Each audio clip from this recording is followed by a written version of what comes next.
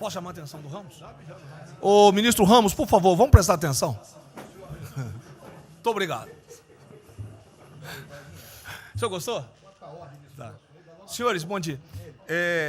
Essa reunião é por solicitação minha ao presidente da República, porque nós iríamos apresentar isso à imprensa, que não foi apresentada, e começaram uma série de especulações sobre esse plano de retomada. Então, eu solicitei ao presidente uma reunião com os ministros, porque o plano não vai ter efeito se todos os senhores não nos ajudarem, cada um na sua área, é claro. Tá?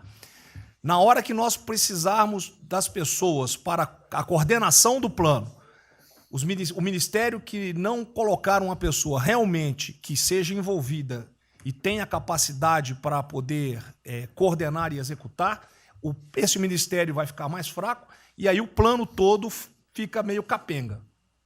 Tá? É uma apresentação de 10 minutos no máximo, mas é somente isso. Eu pediria também aos senhores que a finalidade não é reunião de ministros para nós discutirmos nada, é simplesmente para apresentarmos o plano. Como é que saiu essa ideia? Eu estava conversando com diversos ministros, entre eles Rogério Marinho, o Tarcísio, inclusive o nome do plano, eu roubei de um plano do Tarcísio, né, Tarcísio? Né? Pedi autorização a ele, roubei. É um plano Marshall brasileiro. Né? E eu comecei a observar que tinha plano da Ministério de Desenvolvimento Regional, que a economia tem plano, que a saúde tem plano, e não estava havendo uma coordenação, uma sinergia. Então, esse foi o motivo dessa reunião aqui. Eu vou procurar ser bem breve e objetivo. Por favor, passa a primeira. Muito bom. Passou tudo. Acabou. Então, vamos acabar. Você está no fim, está errado, cara. Porra. Passa a primeira. Muito bem. Os senhores podem observar o seguinte. Eu comecei com o presidente. O problema, nós estávamos invertendo a questão de uma lógica de raciocínio. Nós temos um problema, né? Nós temos que ver quais são as consequências negativas desse problema. Todo mundo sabia, sanitárias e econômicas. Ninguém tem dúvida, com reflexo em todos os ministérios. Mas o foco não é na solução do problema. O foco hoje, de uma maneira geral, é quem é o culpado. Né? E nós queremos recolocar, vamos dizer assim, readequar isso aí para como o governo deve reagir a este problema para achar uma solução para as duas consequências negativas que ocorrem. Próximo. Então, é um programa. O programa se chama Pro Brasil, tá? Dou crédito ao azar do Tarcísio foi ele ter conversado comigo. Eu gostei e roubei. Né? Pro Brasil é um programa para integrar, aprimorar ações estratégicas. Os senhores vão ver que o foco ele não é de governo, ele é de Estado. Eu estou tentando fazer uma projeção de 10 anos. Tá? Eu estou tentando, não, nós vamos ter que fazer isso aí. Para a retomada do crescimento socioeconômico em resposta aos impactos relacionados ao coronavírus. Tá? Pode passar, por favor. As dimensões do programa são essas aí. Ó, tá? Ele pega um modelo de governança, ele busca melhoria da produtividade, investimentos estruturantes e ações estratégicas do setor público. Vai. O programa se divide em duas etapas, ou duas partes. O Pro Brasil, deixa eu ver aqui que eu não estou conseguindo enxergar. Ordem e o Pro Brasil Progresso. Tá? O Pro Brasil Ordem, que você não imprimiu para mim, e eu agradeço. Ah, não, botou na página errada. Ele pega um arcabouço normativo, ele trata, essas são as medidas estruturantes dele. Vai ter que ter um arcabouço normativo, investimentos privados, segurança jurídica, jurídica e produtividade, melhoria no ambiente de negócios e mitigação dos impactos socioeconômicos. Na parte de investimento, ele foca em obras públicas, parcerias do setor privado.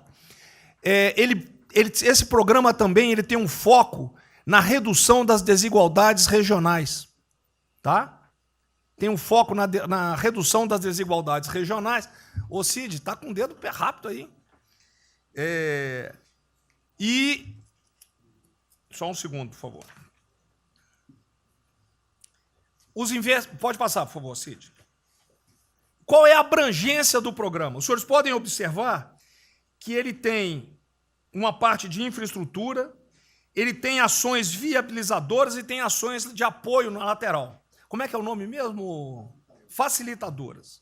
Então, observe, na infraestrutura, com foco particularmente nessas obras que estão paralisadas, esses investimentos que nós estamos perdendo, que estão paralisados.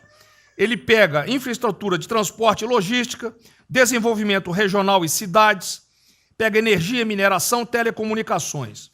No desenvolvimento produtivo, ele foca na indústria, agronegócio, serviços e turismo. Nas laterais, os senhores têm a parte de cidadania, capacitação, saúde, defesa, inteligência e segurança. Tem também cadeias digitais, indústria criativa e ciência. E nas viabilizadoras, que são transversais em toda a parte do programa, nós temos finanças e tributação, legislação e controle, meio ambiente e a parte institucional e internacional. Qual é por favor, o nosso time frame que nós estamos pensando aí? A estruturação do programa. Eu preciso que os senhores...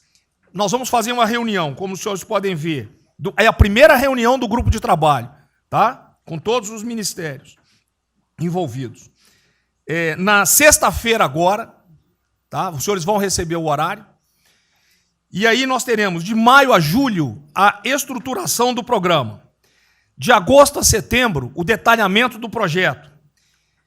A partir de outubro, implantação em larga escala, tendo um foco prioritário naquelas ações que têm uma resposta mais imediata. Porque o brasileiro é o seguinte, na hora que nós lançarmos o programa, eles vão começar a cobrar resultado. Né? Então, eu tenho que ter alguma resposta para o público. E a efetividade dos processos e monitoramento, na realidade, não está no final, ele está durante todo o processo. Tá? Passa mais um, Cid, por favor. Não, volta um. Aí. O horizonte do programa, se os senhores observarem, nós estamos pensando no horizonte, né, até 2020, na realidade até 2030.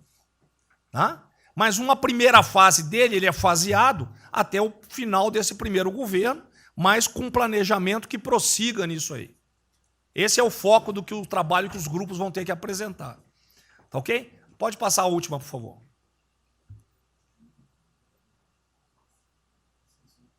É sem som mesmo. Certo? Só um layout para os senhores.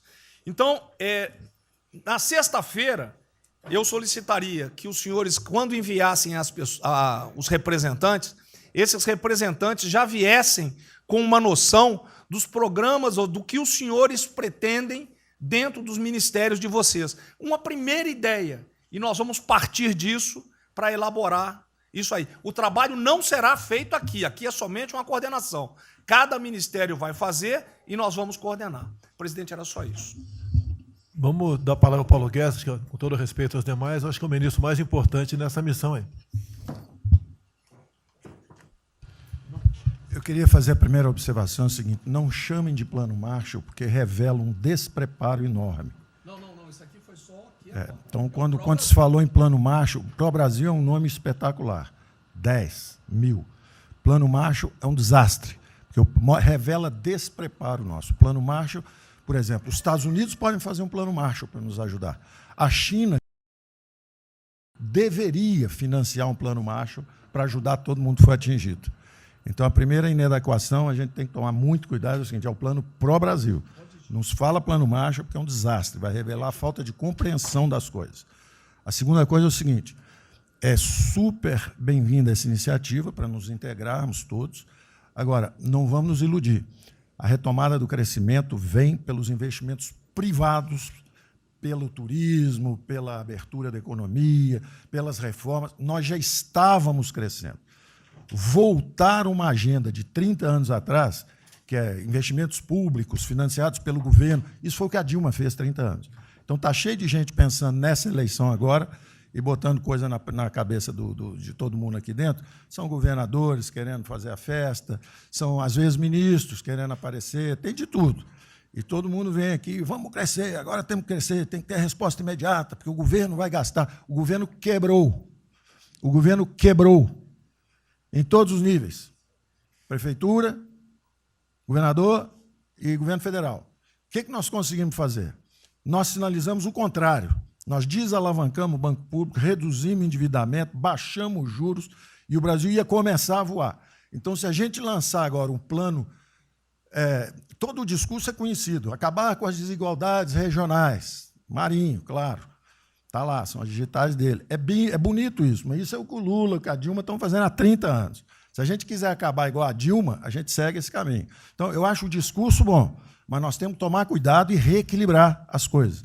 Não pode ministro, para querer ter um papel preponderante esse ano, destruir a candidatura do presidente, que vai ser reeleito se nós seguirmos o plano das reformas estruturantes originais.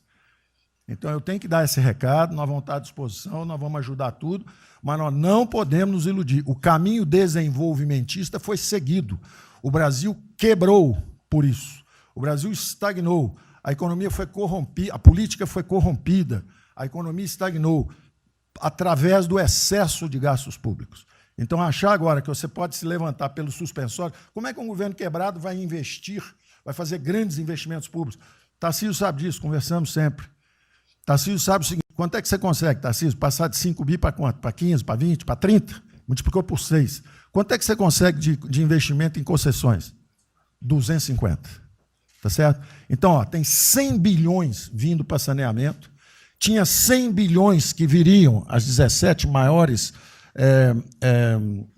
petroleiras do mundo viriam para a nossa cessão onerosa, 100 bilhões de cessão onerosa, 100 bilhões de mineração, 100 bilhões de saneamento, 230 bilhões de concessões, 500 bilhões. Cadê o dinheiro do governo para fazer isso? Não tem. Então, quem está sonhando é sonhador. A gente aceita. Politicamente, a gente aceita. Vamos fazer todo o discurso da desigualdade, vamos gastar mais, precisamos eleger o presidente, mas o presidente tem que pensar daqui a 3 anos. Não é daqui a 1 ano, não. Tem muita gente pensando na eleição desse ano. É só a observação que eu faria. Eu estou fora de eleições municipais. Só um minutinho. A ideia aqui, ninguém falou em investimento público por enquanto. Inclusive, nós falamos ali em investimento... Falamos, inclusive, em investimentos privados. O que tem que acontecer é o seguinte, eu estou vendo o plano de toda gente, nós temos que centrar... Isso, e aí, não, a imprensa, fundamental, a economia, fundamental. Exatamente o que pode, o que não pode. Fundamental a coordenação. Até Até para não sair na imprensa o que está saindo. Porque saiu na imprensa assim, plano Marshall e economia está fora. Quer dizer, alguém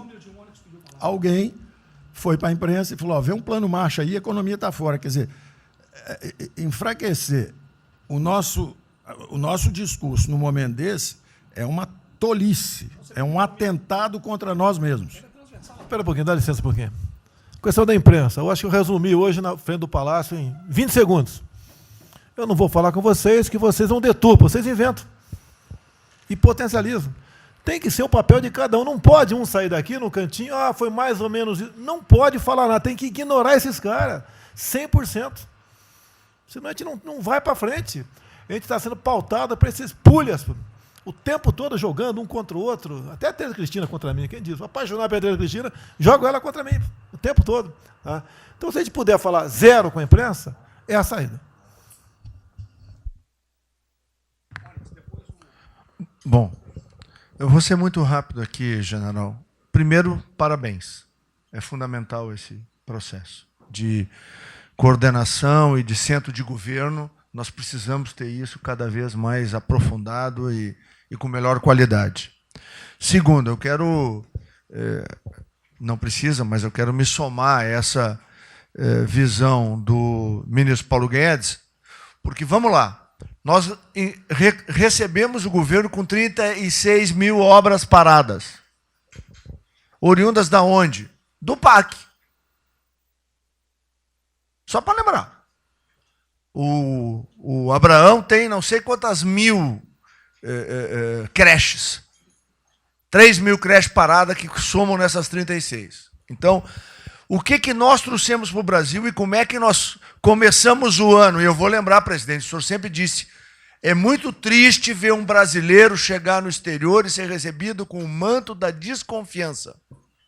Pois nós passamos, Paulo Guedes, o ano todo, Tarcísio, Tereza, Bento, o nosso ministro Marcos Pontes e outros, andando pelo mundo e fazendo o quê? Vendendo o Brasil.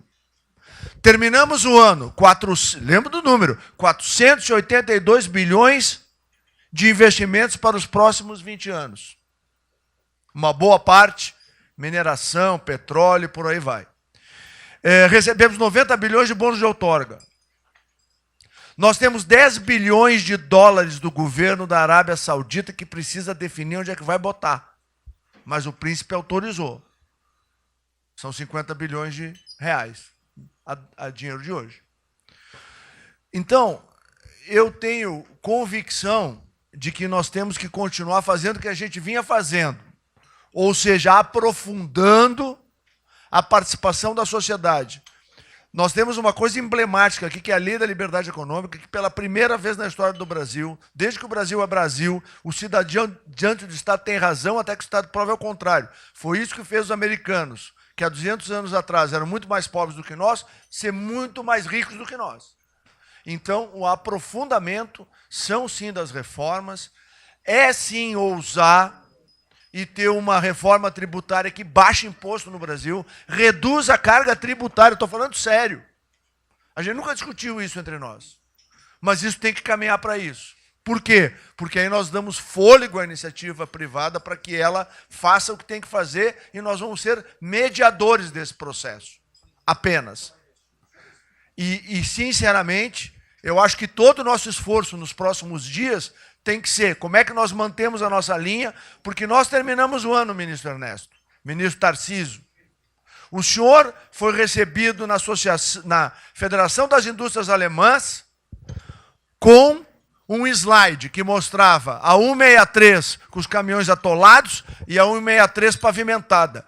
E o presidente que coordenava aquele momento, eu estava lá lhe aguardando, voltando da Rússia, disse ao senhor, o que vocês brasileiros fizeram que nós não acreditávamos que vocês recuperaram a confiança e estão fazendo tantas transformações. Então, presidente, só para concluir, 100% nesta linha, mas que a gente não perca o foco original, porque por onde a gente estava caminhando, nós recuperamos a confiança externa e externa. Fomos acometidos de algo muito grave, que é uma doença, e que foi levado ao paroxismo da histeria, porque serve a interesses de muitos, os mais variados, eu não vou aqui detalhar.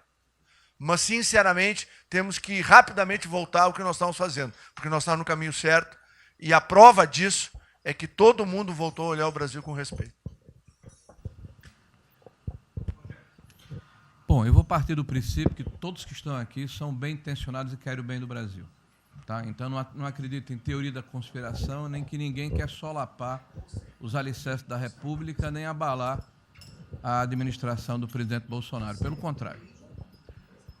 E quero lembrar a todos que não existem verdades absolutas. Por favor, vamos refletir. O que está acontecendo hoje no mundo não tem parâmetro nos últimos 100 anos. O que está acontecendo hoje no mundo vai permitir, de acordo com a FMI, foi a previsão de uma semana atrás, de uma diminuição de quase 3% do PIB mundial, e no caso do Brasil, de mais de 5%.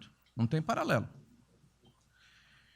Em situações extraordinárias, remédios extraordinários de forma circunstancial.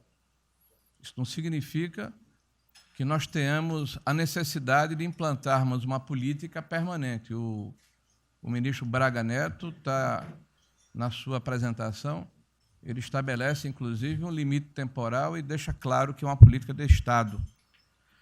O que eu peço é que nós tenhamos aqui as mentes abertas e que os dogmas, quaisquer que sejam eles, presidente, sejam colocados de lado nesse momento. Porque os governos do mundo, certamente, têm a capacidade de entender o que está se passando. E eu tenho visto governos extremamente liberais preparando programas de reconstrução, levando em consideração a necessidade de que o Estado Nacional passe a ter um papel diferente como tomador de risco nesse momento em que há uma queda abrupta da liquidez. O ministro Onyx fala com muita propriedade da Arábia Saudita, dos 10 bilhões de dólares. É bom lembrar, está aqui o ministro Bento, que está se pagando para se retirar petróleo do mundo. Os países vão utilizar suas respectivas liquidez para resolver os seus problemas de infraestrutura e de retomada das suas economias. Nós temos que ter segurança jurídica, senhor presidente. Respeito a contratos, senhor presidente. Capacidade de alavancar recursos privados com a inversão de recursos públicos, sim. É bom lembrar que eu tenho ouvido falar, não sei se é verdade, depois a gente vai colocar na ponta do lápis, que a gente pode chegar a 600 bilhões de reais esse ano de ajuda a empresas e a pessoas físicas. Recursos do governo federal, fruto de endividamento do governo, desse governo, que vai terminar o ano com um déficit 4, 5, 6 vezes maior do que estava precificado no início do ano. Caiu um meteoro sobre as nossas cabeças. Então, por favor, nós não podemos começar uma discussão com verdades absolutas e com dogmas estabelecidos ao longo de 100 anos, em função de uma catástrofe que se abateu sobre o mundo, e os governos de todo o mundo estão se debruçando sobre o assunto, entendendo que muda o papel do Estado. Senhor presidente, é bom lembrar que, quando houve a unificação da Alemanha, eu acho que esse é um fato histórico irrefutável, o Estado alemão entendeu e fez um pacto de que haveria necessidade de investir em capital humano e infraestrutura na Alemanha Oriental para diminuir desigualdades regionais. E esse é um pacto do Brasil. Essa pode ser uma catástrofe que vai nos afundar, ou pode ser uma onda para a gente surfar, uma alavanca para recuperar o país. Todos os países do mundo estão submetidos ao mesmo processo. Vai depender da nossa capacidade de termos uma opção clara de que forma vamos sair desse problema. Se vamos gastar 600 bilhões de reais para resolver uma situação que é emergencial e todos reconhecemos que é necessária, de darmos segurança à população, no caso alimentar, para evitarmos o caos, para diminuirmos a mortandade das empresas, muito bem, está correto, essa é a boa direção. Por que não 5%, 6%, 7% desse total, 10% desse total, em obras de infraestrutura? Por que não termos a capacidade de alavancarmos o emprego no momento em que a retomada, todos os economistas aqui reconhecem, vai ser muito lenta? Bom, eu só estou falando isso, presidente, para que nós possamos ter essa discussão sem dogmas, sem verdades absolutas, sem a preocupação de que as coisas continuam como eram antes. Não são como eram antes, aqui e no mundo inteiro. Presidente, eu estava assistindo atentamente a apresentação do colega ministro Braga Neto, e na parte final, ali no slide das questões transversais, está o meio ambiente, mas eu acho que o que eu vou dizer aqui sobre o meio ambiente se aplica a diversas outras matérias. Nós temos a possibilidade, nesse momento que a atenção da imprensa está voltada quase que exclusivamente para o Covid e daqui a pouco para a Amazônia, o general Mourão tem feito aí os trabalhos preparatórios para que a gente possa entrar nesse assunto da Amazônia um pouco mais calçado, mas não é isso que eu quero falar. A oportunidade que nós temos, que a imprensa não está nos dando um pouco de alívio nos outros temas, é passar as reformas infralegais, de desregulamentação, simplificação, todas as reformas que o mundo inteiro, nessas viagens que se referiu o Onyx, certamente cobrou dele, cobrou do Paulo, cobrou da Tereza, cobrou do Tarcísio, cobrou de todo mundo, da segurança jurídica, da previsibilidade, da simplificação. Essa grande parte dessa matéria, ela se dá em portarias e normas dos ministérios que aqui estão, inclusive o de meio ambiente, e que são muito difíceis, e nesse aspecto acho que o meio ambiente é o mais difícil de passar qualquer mudança infralegal em termos de instrução normativa e portaria, porque tudo que a gente faz é pau no judiciário, no dia seguinte. Então, para isso precisa ter um esforço nosso aqui, enquanto estamos nesse momento de tranquilidade no aspecto de cobertura de imprensa, porque só fala de Covid, e ir passando a boiada, e mudando todo o regramento, e simplificando normas, de IFAM, de Ministério da Agricultura, de Ministério do Meio Ambiente, de Ministério disso, de Ministério daquilo. Agora é a hora de unir esforços para dar de baseada a simplificação de regulatório que nós precisamos, em todos os aspectos. E deixar a AGU, o André não está aí, né? E deixar a AGU de stand-by para cada pau que tiver, porque vai ter. Essa semana mesmo nós assinamos uma medida a pedido do Ministério da Agricultura, que foi a simplificação da lei da Mata Atlântica para usar o Código Florestal. Hoje já está nos jornais dizendo que vão entrar com ações judiciais e ação civil pública no Brasil inteiro contra a medida. Então, para isso, nós temos que estar com a artilharia da AGU preparada para cada linha que a gente avança ter uma coisa. Mas tem uma lista enorme em todos os ministérios que têm papel regulatório aqui para simplificar. Não precisamos de Congresso. Porque coisa que precisa de Congresso também, nesse fuzuê que está aí, não vamos conseguir aprovar. Agora tem um monte de coisa que é só parecer, caneta. Parecer, caneta. Sem parecer também não tem caneta, porque dar canetada sem parecer é cana. Então, isso aí vale muito a pena. A gente tem um espaço enorme para fazer. E, enfim, acho que essa é uma questão importante que estava aí nos slides, Braga Neto. Isso, exatamente. Me ligou agora de manhã o Eduardo Gouveia Vieira, da Firjan. Ele quer fazer uma videoconferência onde mais de 300 empresários do Rio, que é um pouquinho abaixo do potencial de São Paulo, para hipotecar a solidariedade. A ideia que nós temos de reabrir o comércio. A desgraça que vem pela frente, eu acho que o Paulo Guedes está sendo até legal, hein, Paulo Guedes? Eu não sou economista, não. Vai ser uma porrada muito maior que você possa imaginar. Não sou apenas os informais. Eu acho que já bateu a 10 milhões de carteira assinada, foi para o saco. E os governos estaduais não têm como pagar salário dos caras. Não tem. Em maio, metade dos estados não vai ter como pagar salário mais. A desgraça está aí. Eles vão querer empurrar essa trozoba para cima da gente, esse pessoal aqui do lado vai querer empurrar, e a gente vai reagir, porque aqui não é saco sem fundo. Tá? Então, essa preocupação vamos ter. Paralelamente a isso, tem a OAB da vida, enchendo o saco do Supremo, para abrir o processo de impeachment, porque eu não apresentei meu exame de vírus, essas frescuradas todas, que todo mundo tem que estar ligado. Não é apenas cuidar do seu ministério, nessas questões que estamos tratando aqui, é tratar da questão política também. Tá certo? Então, essa preocupação temos que ter, porque a luta pelo poder continua, a todo vapor.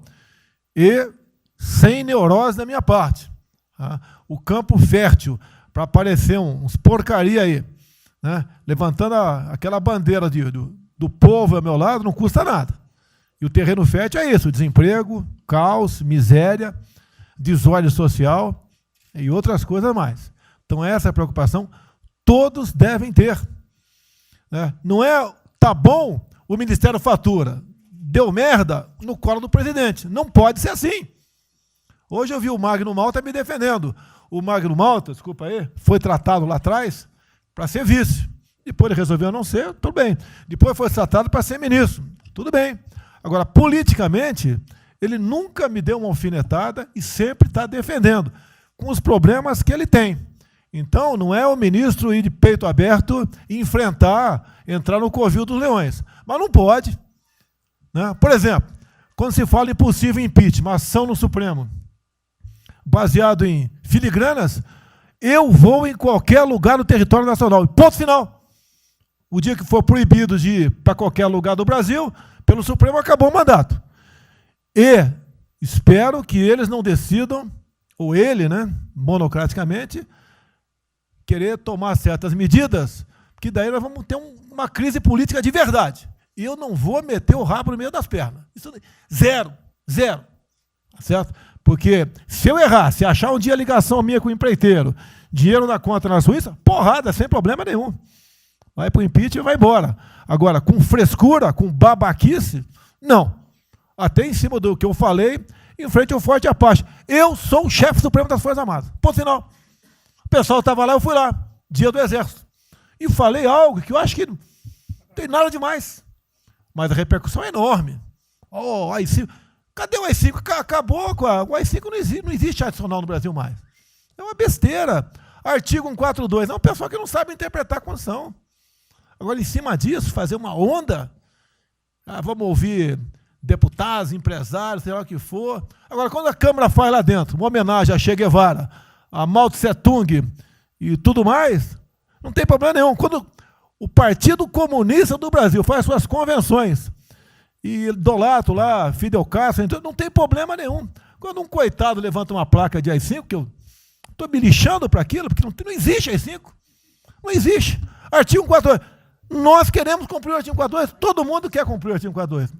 E haver necessidade, qualquer dos poderes pode, né, pedir às Forças Armadas, né, que intervenham para restabelecer a ordem no Brasil, naquele local, sem problema nenhum. Agora, todos, né, têm que se preocupar com a questão política, e a quem de direito, tira a cabeça da toca, porra. Não é só ficar dentro da toca o tempo todo, não. Estou bem, estou cuidando da minha imagem, a minha imagem está aqui, eu sou bonitinho, e o requisito pronto. Não, tem que fazer a sua parte. Então é isso que eu tento falar com você, que depois de um certo momento, onde chegar a cabeça dessas pessoas, fica difícil voltar atrás. Daí querem uma crise, é uma crise. Não tenho amor por esse mandato, por a cadeia de presidente. Zero, zero. Não vou provocar ninguém. E assim como a defesa faz uma nota muito boa, dizendo que vai cumprir a Constituição, liberdade, 10, e não aceita golpe, 10, também não aceita o contragolpe dos caras, porra.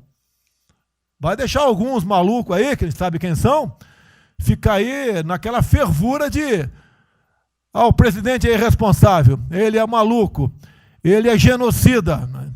Não é assim. Não o que vale para um lado, vale para o outro. O que não vale para um lado, não vale para o outro. Essa é a nossa preocupação que devemos ter. Com isso que está aqui, o pró-Brasil, mas também com a questão política. Se nós começarmos a falar com propriedade, e tem muita gente que fala muito melhor do que eu, e tem um conhecimento muito melhor do que eu, tem que falar, pô, discretamente, mas tem que falar, para não deixar subir a temperatura, que é só porrada o tempo todo em cima de mim.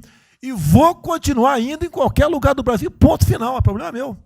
Tá certo? Se eu não tivesse direito de ir e vir, prefeitinho lá do fim do mundo, um jaguapoca de um prefeito, manda prender. Tem que a justiça se posicionar sobre isso, porra. Tem que se posicionar sobre isso abertamente.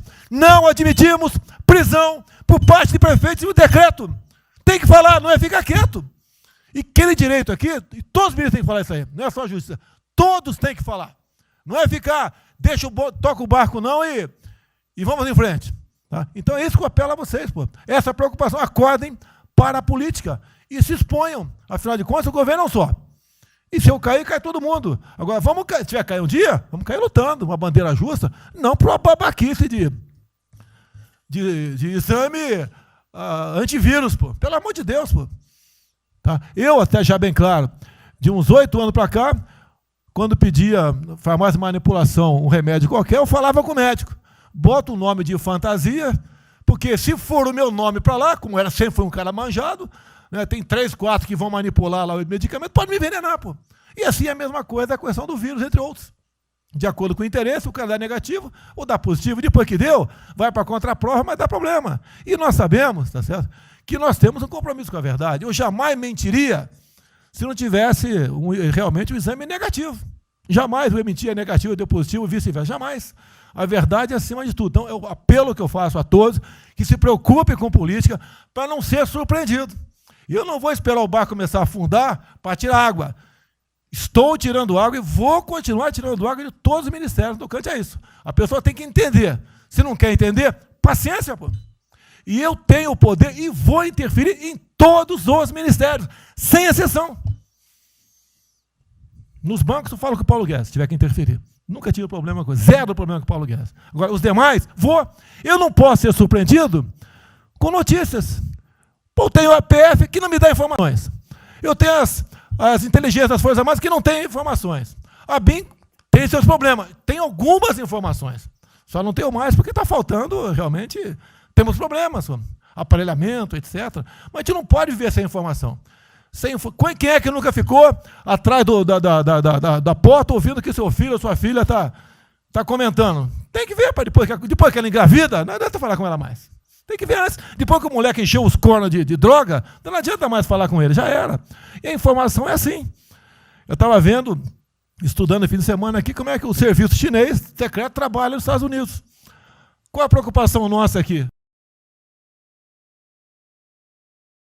É simples o negócio. Ah, não deve falar publicamente. Deve falar como? Está todo mundo vendo o que está acontecendo?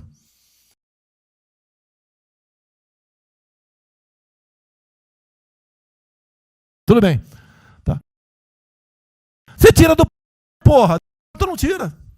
É uma realidade. Não adianta esconder mais, tapar o sol com a peneira. Vai em alguns ministérios, tem gente deles plantada aqui dentro. Então não quer brigar. Zero briga.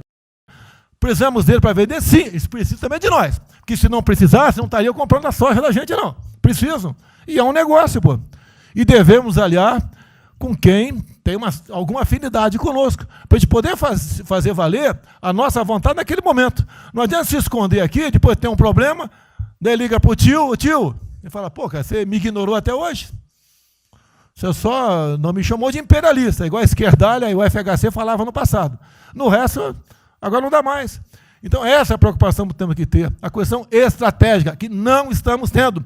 E me desculpe, o serviço de informações nosso, todos, são uma vergonha, que eu não sou informado.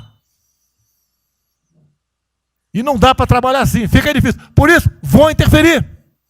E ponto final, pô.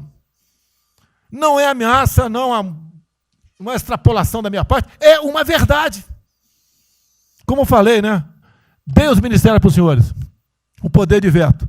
Mudou agora, tem que mudar, pô. E eu quero realmente governar o Brasil. Nós precisamos de todos aqui, como disse o Marinho, né? Aqui é o mesmo barco. Se alguém cavar no porão aqui, vai todo mundo para o saco aqui, vai todo mundo morrer afogado. Então é isso que a gente precisa, é pensar além do que tem que fazer internamente aqui. Quando explodiu o Inmetro, eu conversei com o Paulo Guedes. Desculpa a linguagem, é uma putaria o Inmetro. Trocar tacógrafo, tocar taxímetro, botar chip na bomba de combustível, putaria, igualzinho a tomar 3 pinos. Está muito bem agora, a imprensa enfiou porrada. Botou um coronel. Coronel formado pelo IME. Não ia botar um coronel sem uma formação. Tá? E assim nós devemos agir, como estava discutindo agora. IFAM, está lá vinculado à cultura. Eu fiz a cagada em escolher, não escolher uma pessoa que tivesse também outro perfil. Uma excelente pessoa que está lá, tá? Mas tinha que ter outro perfil também. O IFAM para qualquer obra no Brasil. Compara do Luciano Hang. Encontra lá um cocô petrificado de índio, para a obra, pô. Para a obra. O que tem que fazer? Alguém no IFAM que resolva o assunto. E assim nós temos que proceder. E assim, cada hora, como eu falei da Tereza Cristina, que mudou uma instituição normativa, revogou uma instituição normativa, ajudou 400 mil pessoas no Vale do Ribeira, parabéns a ela. Assim são outras decisões. A questão de armamento, tá? As questões de... por quê? Espera aí. Senhor ministro da Justiça, por favor. Foi decidido há pouco tempo que não podia botar algema em quase ninguém. Por que estão botando algema em cidadão que está trabalhando, ou mulher que está em praça pública, e a justiça não fala nada? Tem que falar, pô. Vai ficar quieto até quando? Ou eu tenho que continuar me expondo? Tem que falar, botar para fora, esculachar. Não pode botar algema. Decisão do próprio Supremo. E vão ficar quietos até quando? Ficar humilhando o nosso povo. Porque isso está crescendo. O pessoal fica apontando para mim, votei em você para você fazer alguma coisa. Votei em você para você tomar decisões, para você brigar. E é verdade. Eu estou me lixando com a reeleição. Eu quero mais que alguém seja eleito, se eu vier candidato, tá? Eu quero ter paz no Brasil, mais nada. Porque se for à esquerda, eu e uma porrada de vocês aqui tem que sair do Brasil, que vão ser presos. E eu tenho certeza que vão me condenar por homofobia. 8 anos por homofobia. Daí inventam o racismo, como inventaram agora para o Von Traub. Desculpa usar bafo. Puta que eu pariu. O Von Traub pode ter falado a maior merda do mundo, mas racista? Vamos ter que reagir, pessoal. É outra briga. Tem que ser um governo com altivez. Se expor, mostrar que nós temos o povo do nosso lado. Que nós somos submissos ao povo. Nós queremos realmente, é como disse, se não me engano, Margaret Thatcher, né? Ou Reagan, não sei, para ser conduzido pela povo brasileiro, e ponto final. Onde o povo está, vamos estar junto. Eu não convidei ninguém para ir para frente do Forte Apache. Ninguém, zero. Estava na casa do meu filho, fiquei sabendo, vou para lá.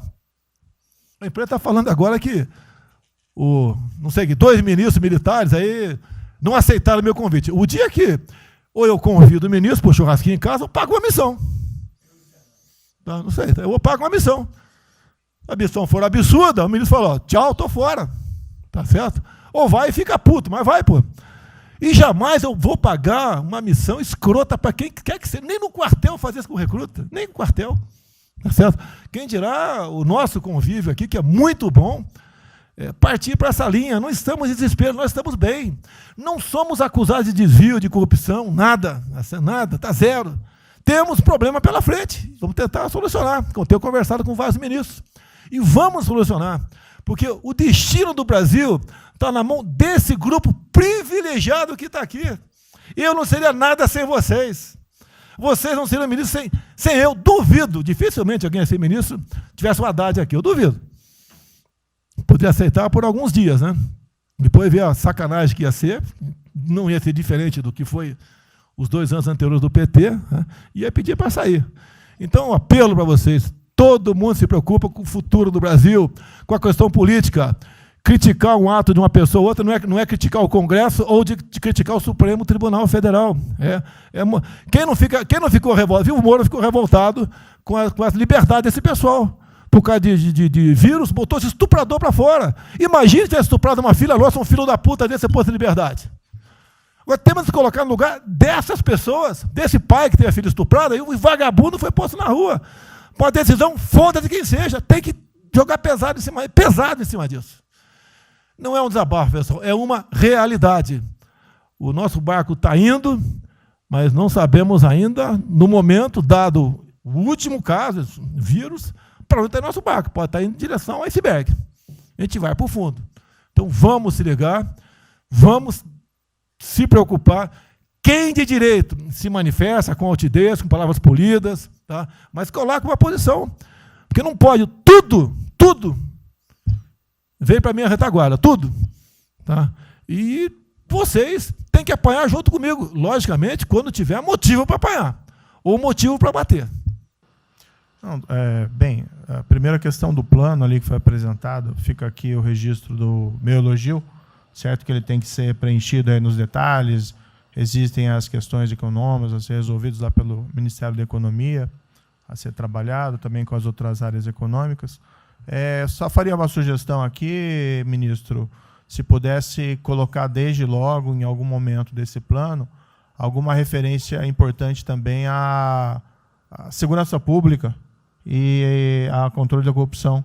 Foram 2 temas centrais, né, nas últimas eleições, e são 2 temas que, embora, é claro que o plano vai ficar sujeito aí ao detalhamento necessário, mas acho que é importante ter uma referência inicial para não parecer que nós estamos descurando desses aspectos específicos. Nós não entramos em detalhes, porque isso aqui, o senhor viu que todos os ministérios praticamente estão dentro, isso aí, para mim, viria no detalhamento do Ministério. Mas eu acho que politicamente cabe. Não, sim. Não, eu entendo que cabe no detalhamento, mas acho que uma referência, né, seria interessante. A gente tem que apontar também que ou foi uma vitória do governo, do presidente. Ano passado houve uma queda expressiva desses principais indicadores criminais. Isso, embora seja mais vinculado com a questão da vida e segurança das pessoas, também é um fator importante para o investimento econômico, para atrair, melhorar o ambiente econômico. E o controle da corrupção também é pressuposto, né? Então, faria exclusivamente essa sugestão específica.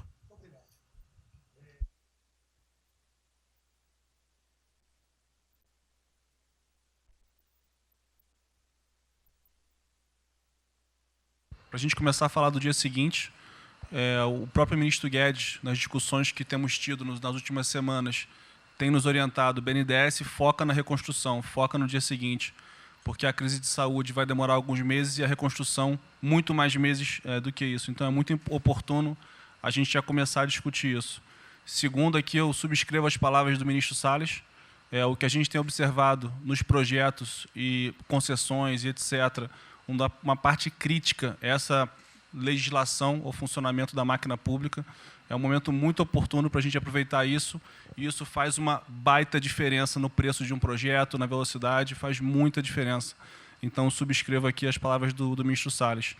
E, por último, ministro, quando eu assumi o banco em julho, o banco estava montado como uma fábrica de empréstimo, e o banco, durante 15 anos, foi uma fábrica de empréstimo.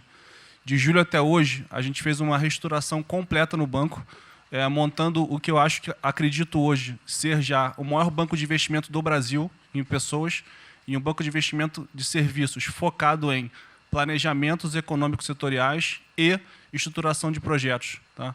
O banco já está atuando dessa forma.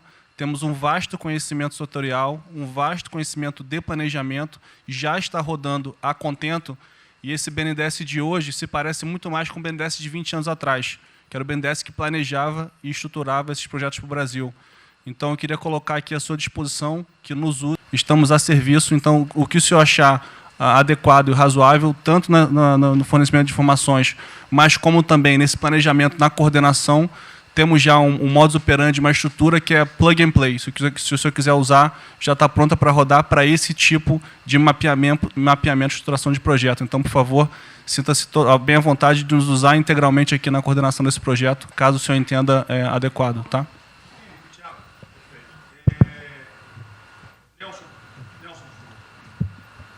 Alô? Bom, estou chegando aqui, então é importante que eu coloque para vocês como é que a gente vai trabalhar. Né? A saúde ela é fundamental, porque enquanto a gente não mostrar para a sociedade que a gente tem o controle da doença, da saída dela, qualquer tentativa econômica vai ser ruim, porque o medo vai impedir que você trate a economia como uma prioridade. Então, controlar a doença hoje é fundamental. E controlar a doença não significa que a gente vai curar a doença em uma semana, mas que a gente não é um barco à deriva e que a gente tem uma estratégia para trabalhar essa doença. Né? Então, são 3 coisas que a gente vai trabalhar. Primeiro, a informação, para entender o que é a doença, qual é a evolução dela, como é que está a infraestrutura para cuidar da doença. Porque um dos grandes problemas que a gente tem hoje, se a gente olhar o Brasil hoje, ele é um dos melhores países em número em relação à mortalidade. O que assusta é você ver que o hospital não consegue atender, a gente no frigorífico, a gente que está abrindo cova em algum lugar para enterrar, e isso traz medo.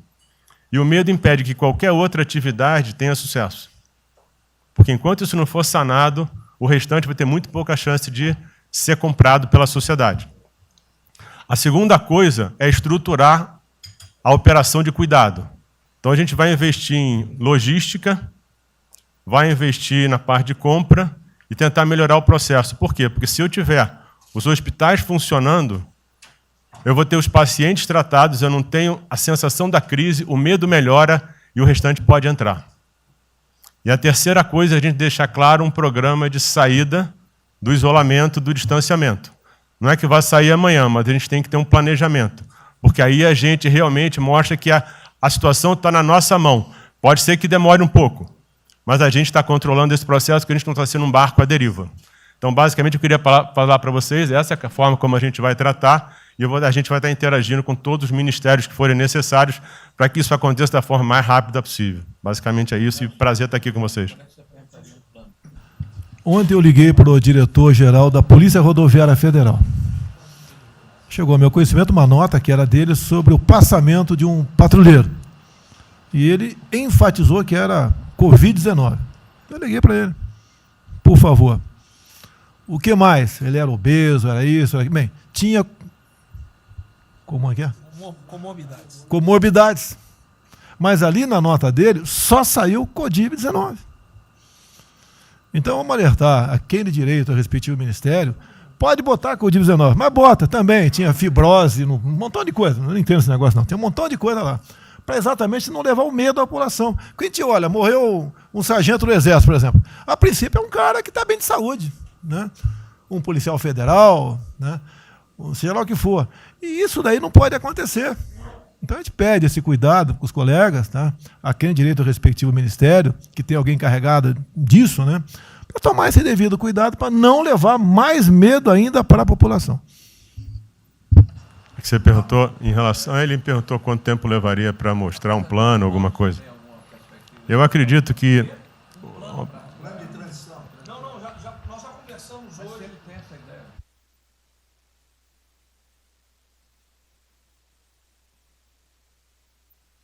A gente está trazendo um reforço para poder acelerar esse processo, porque, na verdade, a gente está correndo contra o tempo. Enquanto a gente não conseguir controlar a percepção que a gente hoje tem condição de cuidar das pessoas, vai ser difícil, né? E o problema da doença é que você pega um sistema que, se você fala em eficiência, os hospitais têm que ser eficientes. Então, quando você fala em eficiência, você vai quase no limite do cuidado. Você não tem sobra, você não tem gordura. Quando você pega uma doença que chega, que é muita gente ao mesmo tempo, você não consegue ter agilidade para preparar o sistema para cuidar dela. E a gente tem um problema adicional que a gente tem que tomar cuidado, que é o seguinte: como você tem os hospitais com pouca... Você tem muita gente falando de Covid, mas os hospitais estão diminuindo muito o atendimento, o que significa que eles vão ter problema financeiro. Se isso prorroga, esses hospitais vão ter cada vez mais dificuldade, você vai poder ter um hospital mais sucateado, um hospital fechado. O que está acontecendo hoje? Vamos botar em números hoje, que a gente tem 4 milhões de pessoas hoje com a Covid. O Brasil hoje tem 212 milhões de pessoas. Tem 208 milhões que não estão tendo a atenção necessária. Então, você tem câncer, cardiovascular, isso tudo está represado, é demanda reprimida. Quando você controlar a Covid, o não Covid vai chegar com tudo. E você pode pegar uma estrutura sucateada. Aí você só vai transferir o problema de medo, que vai ser o medo da Covid para o medo da não Covid. Então, a gente tem que estar preparado para isso tudo. Então, não é só trabalhar o curtíssimo prazo, a gente tem que preparar para essa segunda fase que vai chegar também. Isso tudo a gente está fazendo, só para vocês saberem que a gente está pensando nisso tudo, só para vocês saberem que está tudo trabalhado.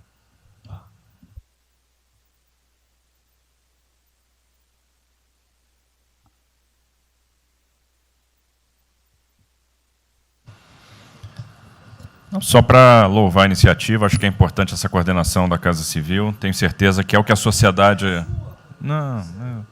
A sociedade espera isso de nós.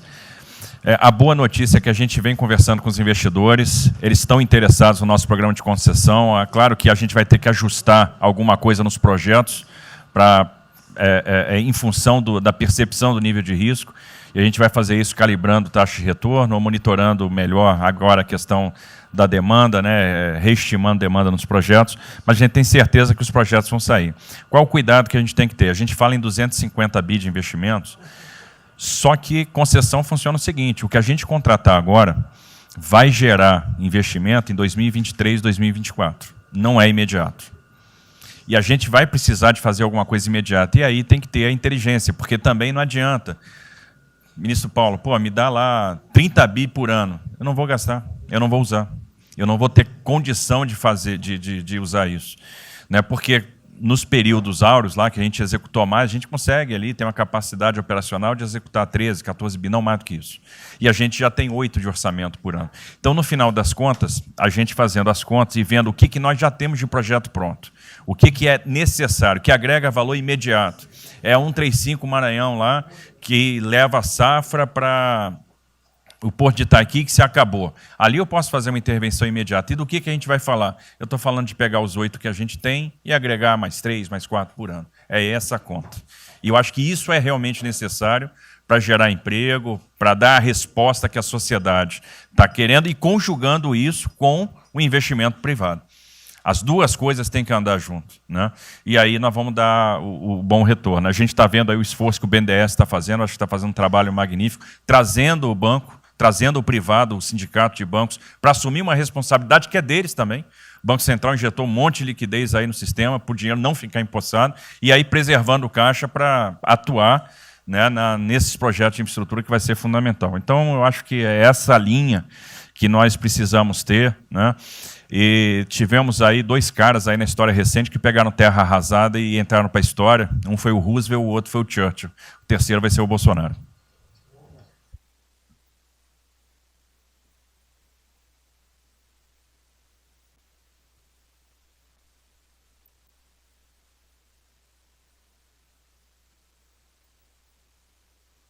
São só 5 pontos muito rápidos.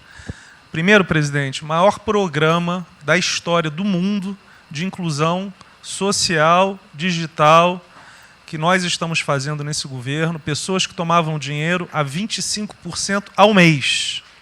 Quer dizer, todos os ladrões lá, PT, PMDB, PSDB, aquela ladroagem toda, 25% ao mês. E ninguém se indigna. Esse governo que se indignou, o governo dos liberais. Então, assim, acho que a gente está com um problema de narrativa. Hoje de manhã, por exemplo, o pessoal da Band queria dinheiro. O ponto é o seguinte, vai ou não vai dar dinheiro para Bandeirantes? Ah, não vai dar dinheiro para Bandeirantes? Passei meia hora levando porrada, mas repliquei. E falei, olha, vocês estão em casa? Eu tenho 30 mil funcionários na rua. Não tem esse negócio, essa frescurada de home office. Eu já visitei 15 agências. E você em casa? Aí o pessoal ficou um pouco mais calmo. Quer dizer, eu posso ter 30 mil brasileiros nas agências lá. Sabe quantas pessoas a Caixa está pagando hoje? 7 milhões de pessoas. E todo mundo em home office. Que porcaria é essa? Desculpa o meu ponto, presidente. Quando o senhor falou, pô, eu vou me emocionar. O Luiz Lima, que nadou com meu pai, foi atleta olímpico, teve a esposa e a filha de 14 anos presa ontem, num camburão. Que porra é essa? Desculpa. Que porra é essa? O cara vai pro camburão com a filha. Se fosse eu, ia pegar minhas 15 armas e ia dar uma... Eu ia morrer. Porque se a minha filha fosse pro camburão, eu ia matar ou morrer. Que isso? Estava nadando, é uma atleta olímpica. Você tira a pessoa está nadando com 14 anos. Eu tenho uma filha, Maria, de 14 anos. Se a minha filha fosse para o camburão, ou eu matava ou eu morria. Que isso? E a esposa do Luiz Lima nem usou o fato de ser esposa de um deputado federal. Mas ela assim, foi calada e saiu calada. E aquele governador roubando para a direita, para tudo quanto é lado. Então o governador rouba, aí ele sai prendendo todo mundo e fica tudo isso por isso mesmo. Aí a gente faz o maior programa da história da humanidade de inclusão de pessoas que recebiam 25% ao mês, cobravam. PSDB, PT, PMDB, aquele grupo todo. Na hora de privatizar, todo mundo, porra, com 200 milhões, 300 milhões, porra. Tem vice-presidente da Caixa que eu expulsei, dos 120, 105 eu tirei. E se o senhor precisar, obviamente, o meu chefe é o ministro Paulo Guedes, ele decide. Não tem problema. Inclusive, porque o que acontece é o seguinte, se roubar, eu vou ligar para o ministro Moro para prender. Agora, se precisar de uma diretoria não sei o quê, desde que sejam honestos, o ministro Paulo Guedes é que decide, etc. Mas dos 120 eu tirei 105. E na Caixa não tem desonestidade, até onde eu saiba. Mas, assim, eu acho que a gente está levando muita porrada, presidente. E, de novo, não estou dizendo de ninguém daqui, não. Só leva porrada. Agora, tem um limite. Desculpa, todo lugar que eu vou, as pessoas normalmente são educadas. Mas a paciência chega num limite, obviamente não dessa maneira, eu acho que tem um ponto. Nós estamos emprestando 154 bilhões de reais, mas só um ponto que eu acho importante. Tarcísio é super meu amigo e ele é muito esperto. Qual que é o grande ponto que a gente tem que evitar? O cara que está quebrado, já estava quebrado antes e quer a nossa molezinha.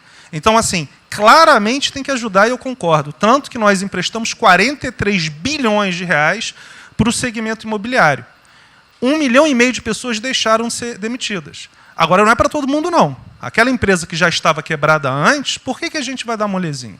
Então, este ajuste fino é importante, os bancos têm que fazer. Por quê? Último ponto que eu falo. Já estou sendo processado também, vamos nós dois juntos para a cadeia, por causa do auxílio emergencial. Sabe o que tem? Tem gente do TCU dizendo que a gente está ganhando muito e tem gente dizendo que a gente está ganhando pouco. Ferrou. Ou seja, tem gente querendo me prender porque está dizendo que a gente está ganhando muito. E tem gente querendo me prender, que são aqueles caras lá que estavam antes, dando pouco. Vou acabar sendo preso, mas o que a gente não vai fazer? Deixar 30, 40, 50 milhões de pessoas passarem fome. Então, é só o meu recado dizendo o seguinte, a Caixa, o banco de todos os brasileiros. Poxa, a gente está com 30 mil pessoas. Eu passo ligando, 45 pessoas na Caixa tiveram coronavírus. 2 faleceram, um, na verdade, com 70 anos, que já estava aposentado, e outro. A pessoa, eu chorei mais do que a pessoa, a mãe. Uma pessoa em 30 mil que estão o dia inteiro. E eu já falei para minha esposa, se tiver qualquer coisa, eu vou tomar 1 litro de hidrocloroquina, aquelas coisas todas. Então, assim, eu acho que a gente está, só o último ponto, numa questão de histeria coletiva. Quer dizer, eu posso ter 30 mil funcionários da Caixa pagando 7 milhões hoje, 2 milhões na segunda, ontem a gente abriu 800 agências, vamos abrir no sábado, no domingo, 2 horas antes. Então, o que a imprensa quer? Que você pague e dane-se os funcionários da Caixa. Mas se morrer 2, Jornal Nacional, presidente Bolsonaro e presidente Pedro, irresponsáveis porque abriram. A gente só vai levar porrada. Agora, realmente, meu ponto é, É inaceitável, foi a primeira vez que aconteceu. Eu conheço a Milene Comini, atleta olímpica. Quer dizer, um atleta olímpico, a esposa atleta olímpica, a filha de 14 anos no camburão. Eu não sei se eles botaram atrás ou no meio. E aí você solta estuprador, então acho que realmente tem uma questão. E, de novo, eu quero só reforçar uma coisa. O ministro Moro, em um dia, resolveu um problema muito importante. Muito obrigado, ministro. O que aconteceu? Os guardas, né, os que ficam dentro da agência, não poderiam, pela legislação, ir para fora. O que aconteceu? O ministro, em 5 horas, resolveu o problema. Então, nos próximos 90 dias, os atendentes da Caixa Econômica Federal, os guardas, vão poder ir para fora para ajudar a fila. Né? Ou seja, porque tem uma fila, tem 250 agências que tem 500 pessoas na fila. E aí, com a ajuda do ministro Moro da Polícia Federal, eles emitiram uma portaria. Então, só para finalizar, quero agradecer, ministro, porque só o registro aí, esse até foi fácil resolver, foi a Polícia Federal que resolveu.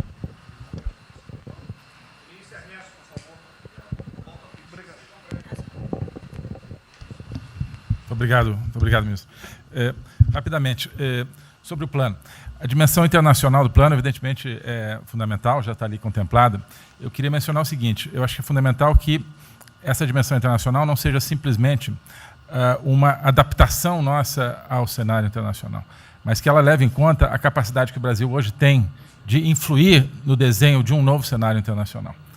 Eu estou cada vez mais convencido de que o Brasil tem hoje as condições, tem a oportunidade de se sentar na mesa de 4, 5, 6 países que vão definir a nova ordem mundial. Outro dia, na conversa do presidente com o primeiro-ministro da Índia, o indiano disse que vai ser tão diferente o pós-coronavírus do pré quanto o pós-Segunda Guerra do pré. E eu acho que é verdade. E assim como houve um Conselho de Segurança que definiu a ordem mundial 5 países depois da Segunda Guerra, vai haver uma espécie de novo Conselho de Segurança, e nós temos, dessa vez, a oportunidade de estar nele e acreditar na possibilidade do Brasil influenciar e ajudar a formatar um novo cenário. E esse cenário, eu acho que ele tem que levar em conta o seguinte, estamos aí revendo os últimos 30 anos de globalização, vai haver uma nova globalização. O que aconteceu nesses 30 anos? Foi uma globalização cega para o tema dos valores, para o tema da democracia e da liberdade. Foi uma globalização que, a gente está vendo agora, criou um modelo onde no centro da economia internacional está um país que não é democrático, que não respeita direitos humanos, etc. Né? Essa nova globalização, acho que não pode ser cega. Né?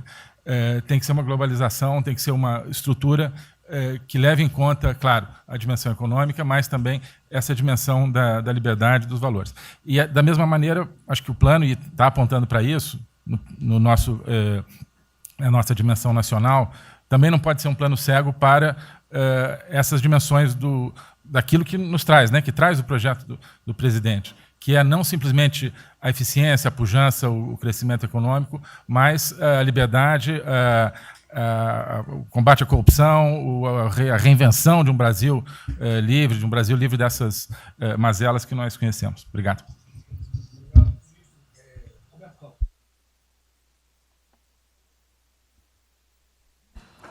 Não, é bem rápido. Eu só vou voltar numa história.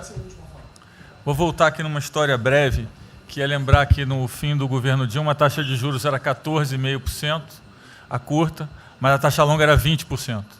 E aí, quando a gente olha o que aconteceu e o que proporcionou a taxa de juros cair, é interessante, porque teve um dia, 18 de agosto, que saiu uma manchete no jornal que todos os elementos apontavam que ia ter o teto de gastos. Naquele dia, a curva de juros longa começou a cair e foi quando depois o presidente do Banco Central anterior começou a cair os juros. Ele caiu os juros até o nível de 6,5%, estabilizou, teve a incerteza das eleições, com a incerteza do PT poder voltar, a taxa piorou.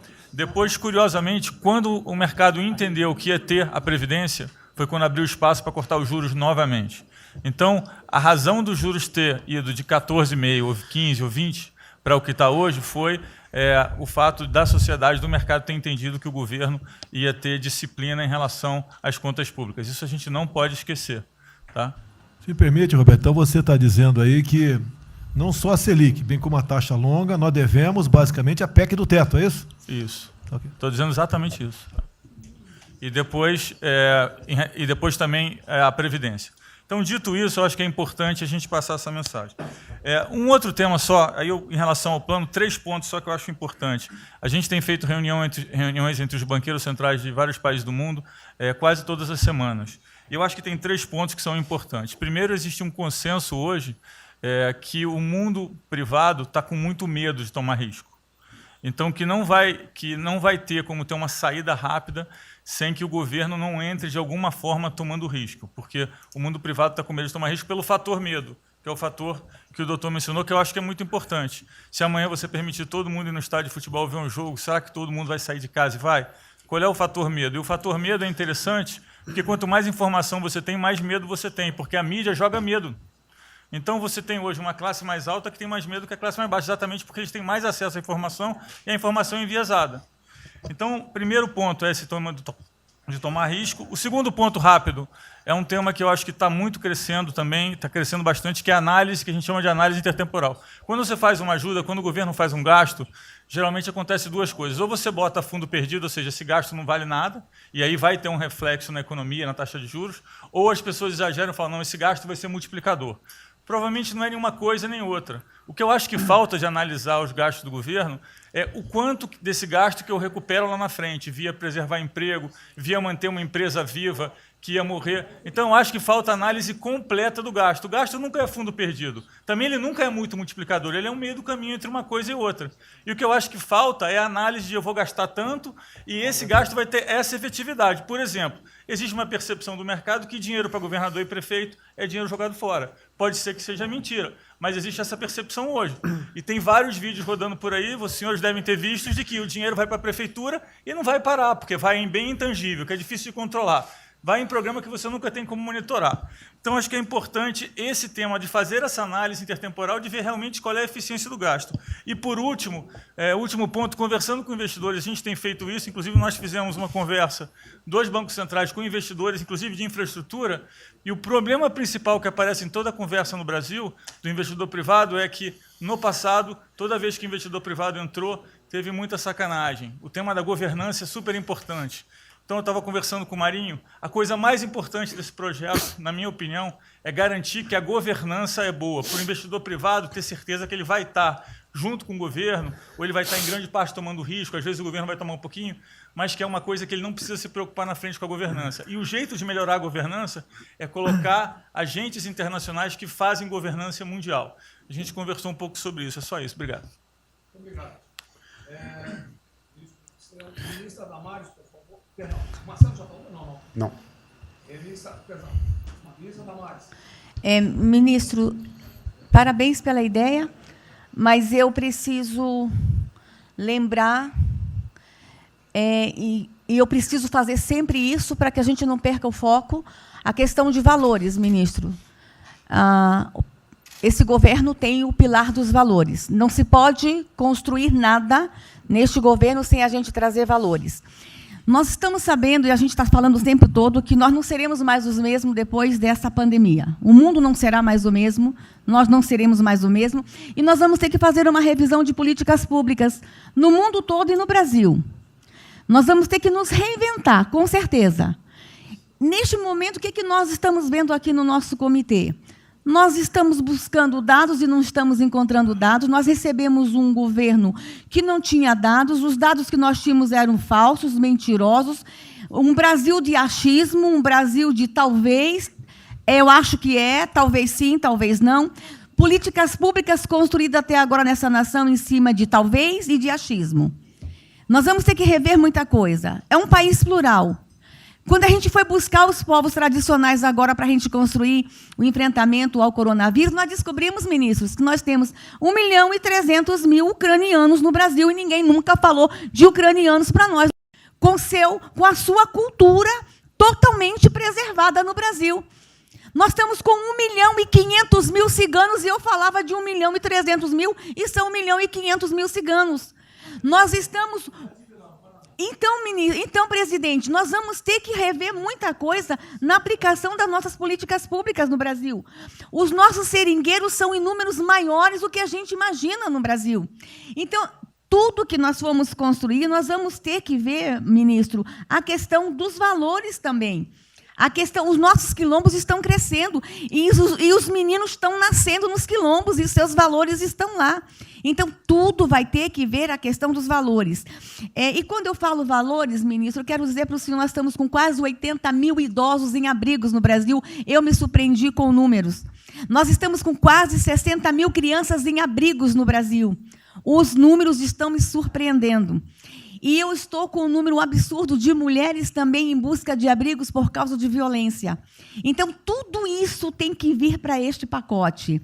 Nós vamos ter que fazer algumas revisões de políticas públicas no Brasil. Então, por favor, ministro, coloque aí a questão de valores. E quando eu falo valores, aí eu quero olhar para o nosso novo ministro aqui da Saúde e dizer, ministro, valores estão lá no seu ministério também. Neste momento de pandemia, a gente está vendo aí a palhaçada do STF trazer o aborto de novo para a pauta. E lá estava a questão de as mulheres que são vítimas do Zika vírus vão abortar. E agora vem no coronavírus. Será que vão querer liberar que todos que tiveram coronavírus poderão abortar no Brasil? Vão liberar geral? O seu ministério, ministro, está lotado de feminista que tem uma pauta única, que é a liberação de aborto. Quero te lembrar, ministro, que está chegando agora, este governo é um governo pró-vida, é um governo pró-família. Então, por favor. E aí, quando a gente fala de valores, ministro, eu quero dizer que nós estávamos, sim, no caminho certo. A gente não precisa reinventar muita coisa, não. E eu quero citar aqui o exemplo da política indigenista, como este governo estava construindo. Todo mundo começou a dizer, a esquerda começou a falar, que o coronavírus iria dizimar os povos indígenas no Brasil. O primeiro óbito, dia 12 de abril, sabe o que é isso? A forma como nós estávamos conduzindo a política indígena no Brasil. Primeiro óbito, dia 12 de abril. E eu fui lá para a Amazônia, em Roraima, junto com o presidente da FUNAI e o secretário nacional de saúde indígena, para acompanhar o primeiro óbito. A forma como a gente conduziu deu muito certo.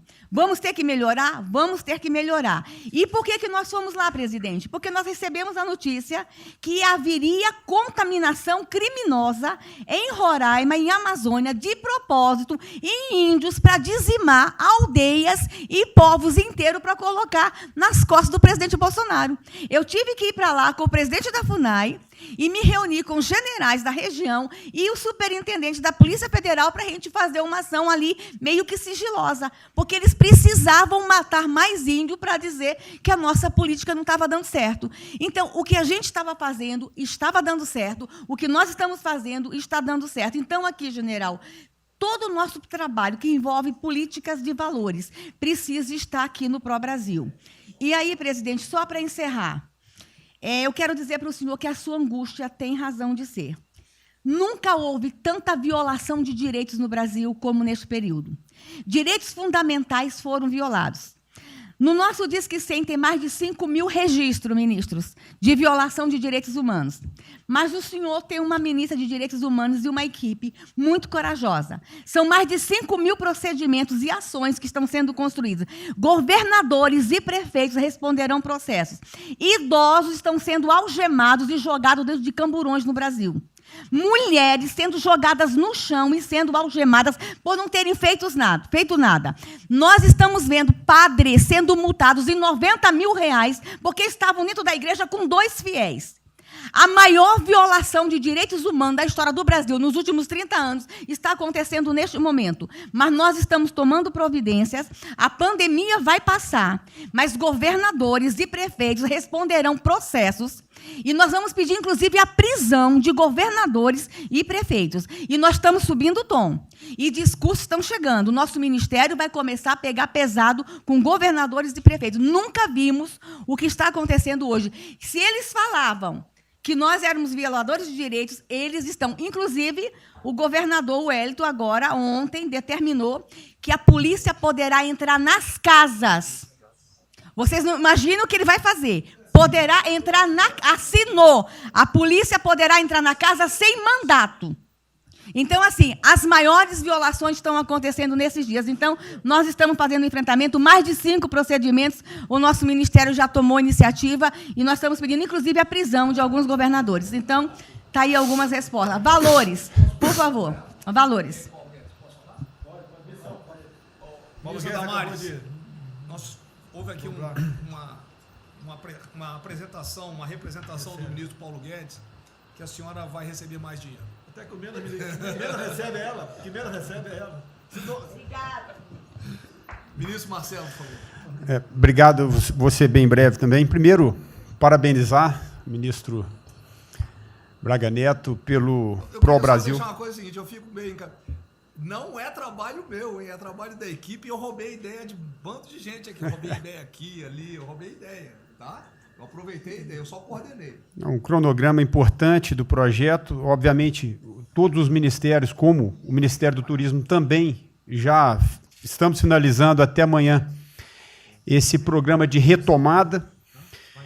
E, presidente, o turismo, obviamente, ele tem uma importância muito grande para a economia, o Paulo Guedes sabe disso, mais de 8%, ou seja, quase 10% do PIB nacional é turismo. E o presidente falou que vai extinguir o ministério porque o turismo acabou. Agora precisa do ministério mais do que nunca, presidente. O turismo ele vinha numa crescente muito importante. O ano de 2019 cresceu 2,6%, enquanto a economia cresceu 1%. Gerou 163% a mais de emprego do que o ano de 2018. E, obviamente, no meio dessa pandemia, foi o primeiro a ser impactado e de forma brutal. O Rogério Marinho sabe bem disso e nos ajudou muito aí.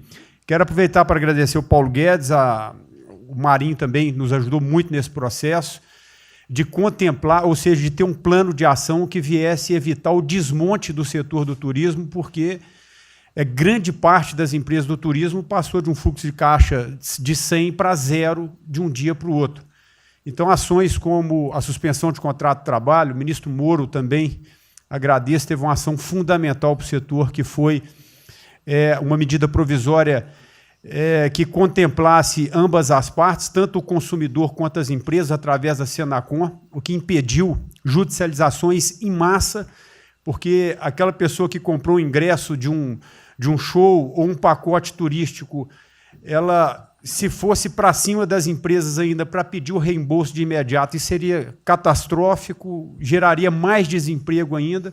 Então, essa medida provisória garantiu que as empresas pudessem ter um fôlego, um prazo aí de até 12 meses para fazer esse reembolso. Um terceiro ponto foi a questão dos créditos, que está terminando de ser fechado junto ao BNDES. Agradeço muito aí também o Montesano, a Caixa Econômica também, o Pedro, o ministro Paulo Guedes, que o entrave maior estava na questão das garantias, mas a gente está conseguindo finalizar esse modelo de crédito para contemplar a todos, desde o MEI ao micro, o pequeno, o médio, o grande empresário no Brasil do setor turismo. O setor, presidente, ficou muito feliz, se sentindo contemplado com todas essas ações e medidas por parte do governo federal.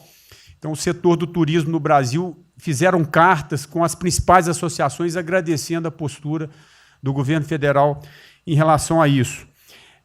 Eu quero, presidente, falar um assunto aqui que talvez seja muito polêmico, mas eu acho que é importante esse debate nesse momento.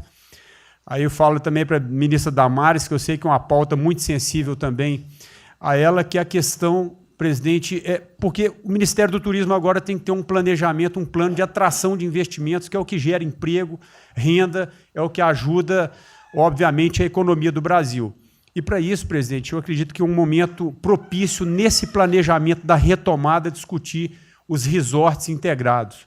Não é legalização de jogos, não é bingo, não é caça-níquel, são resorts integrados. Obviamente, presidente, uma pauta que precisa de ser construída, a Damares está olhando com cara feia para mim, uma pauta que precisa de ser construída com as bancadas da Câmara, tanto a evangélica quanto a católica, mostrando ou desmistificando vários mitos que giram em torno disso. Não sei se o ministro Paulo Guedes concorda. Nós temos a possibilidade de atrair pelo menos 40 bilhões de dólares para o Brasil só de outorgas, de investimentos imediatos com essa pauta.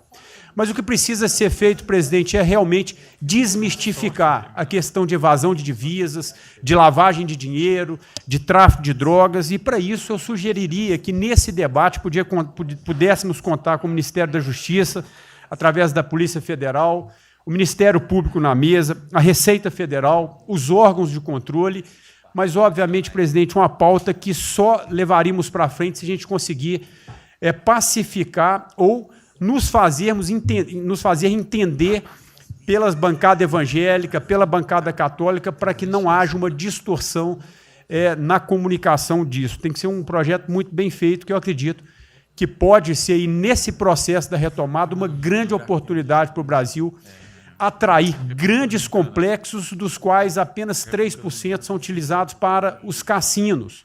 E outra, isso não tem impacto diretamente nenhum na família dos trabalhadores brasileiros. Pacto com o diabo. Não, não é bem assim, não. Vou ter que começar a desmistificar para a Damares aqui. Estou vendo isso. Então, presidente, aqui não estou dizendo que a gente tem que colocar isso como um projeto de governo, obviamente, mas abrir esse debate em torno dos resorts integrados. Propõe a data, a gente reúne os ministérios, Tá bom. a gente conversa. E para finalizar, presidente, o ministro Nelson, prazer estar aqui com o senhor a primeira vez. A gente fez um projeto muito bem elaborado, né, dentro do âmbito do Comitê de Operações, que visa fazer com que os hotéis possam abrigar os profissionais de saúde, e só os profissionais de saúde. A questão anterior do Ministério, por 2 vezes eu mandei a mensagem, não se manifestou, não se interessou, mas eu acredito que é um projeto que pode, sobretudo, trazer para o governo federal uma boa visibilidade com essa preocupação de quem está na linha de frente do combate, que são os profissionais de saúde. Visando 2 coisas, eu já vou terminar, que é, primeiro, melhorar essa logística do profissional de saúde, que sempre tem um hotel próximo ao hospital, aos hospitais, e também a preservação da família desses profissionais, mostrando, obviamente, a sensibilidade do presidente Jair Bolsonaro na preocupação com essas vidas desses profissionais. Obrigado, ministro. Tem uma reunião, que dia que é a reunião? Parece que é hoje, às 16 horas. Hoje, então. Já tem uma reunião marcada para a gente discutir isso aí. Tá bom. Obrigado. Saúde e turismo. A gente definir. Penúltimo debatedor, ministro Weintraub. Obrigado. Tem 3 anos que eu... Fui claro no penúltimo. Muito obrigado. Tem 3 anos que, através do Onix, eu conheci o presidente. Nesses 3 anos, eu não pedi uma única conselho, não tentei promover minha carreira, me ferrei na física, ameaça de morte na universidade, e o que me fez, naquele momento, embarcar junto, era a luta pela liberdade. Eu não quero ser escravo nesse país. E acabar com essa porcaria que é Brasília. Isso daqui é um cancro de corrupção, de privilégio. Eu tinha uma visão extremamente negativa de Brasília. Brasília é muito pior do que eu podia imaginar. As pessoas aqui perdem a percepção, a empatia, a relação com o povo. Se sentem inexpugnáveis. Eu tive o privilégio de ver a mais da metade aqui desse time chegar. Eu fui secretário executivo do ministro Onix. Eu acho que a gente está perdendo um pouco desse espírito. A gente está perdendo a luta pela liberdade. É isso que o povo está gritando. Não está gritando para ter mais Estado, para ter mais projetos, para ter mais... O povo está gritando por liberdade. Ponto. Eu acho que é isso que a gente está perdendo. Está perdendo mesmo. O povo está querendo ver o que me trouxe até aqui. Eu, por mim, botava esses vagabundos todos na cadeia. Começando no STF. E é isso que me choca. Era só isso, presidente. Eu realmente acho que toda essa discussão de vamos fazer isso, vamos fazer aquilo, eu vi muitos ministros que chegaram, foram embora. Eu percebo que tem muita gente com agenda própria. Eu percebo que tem, assim, tem um jogo que é jogado aqui. Mas eu não vim para jogar o jogo. Eu vim aqui para lutar. E eu luto e me ferro. Eu estou com um monte de processo aqui no Comitê de Ética da Presidência. Eu sou o único que levou processo aqui. Isso é um absurdo o que está acontecendo aqui no Brasil. A gente está conversando com quem a gente tinha que lutar. A gente não está sendo duro bastante contra os privilégios, contra o tamanho do Estado. E eu realmente estou aqui de peito aberto, como vocês sabem disso. Levo tiro. Odeio o Partido Comunista. Ele está querendo transformar a gente numa colônia. Esse país não é... Odeio o termo povos indígenas, odeio esse termo, odeio. O povo cigano, só tem um povo nesse país. Quer, não quer sair de ré. É povo brasileiro, só tem um povo. Pode ser preto, pode ser branco, pode ser japonês, pode ser descendente de índio, mas tem que ser brasileiro, pô. Acabar com esse negócio de povos e privilégios. Só pode ter um povo. Não pode ter ministro que acha que é melhor do que o povo, do que o cidadão. Isso é um absurdo. A gente chegou até aqui. O senhor levou uma facada na barriga. Fez mais do que eu. Levou uma facada. Mas eu também estou levando bordoada e estou correndo risco. E fico escutando esse monte de gente defendendo privilégio e teta. Entendeu? É isso. Negócio, empréstimos. A gente veio aqui para acabar com tudo isso, não para manter essa estrutura.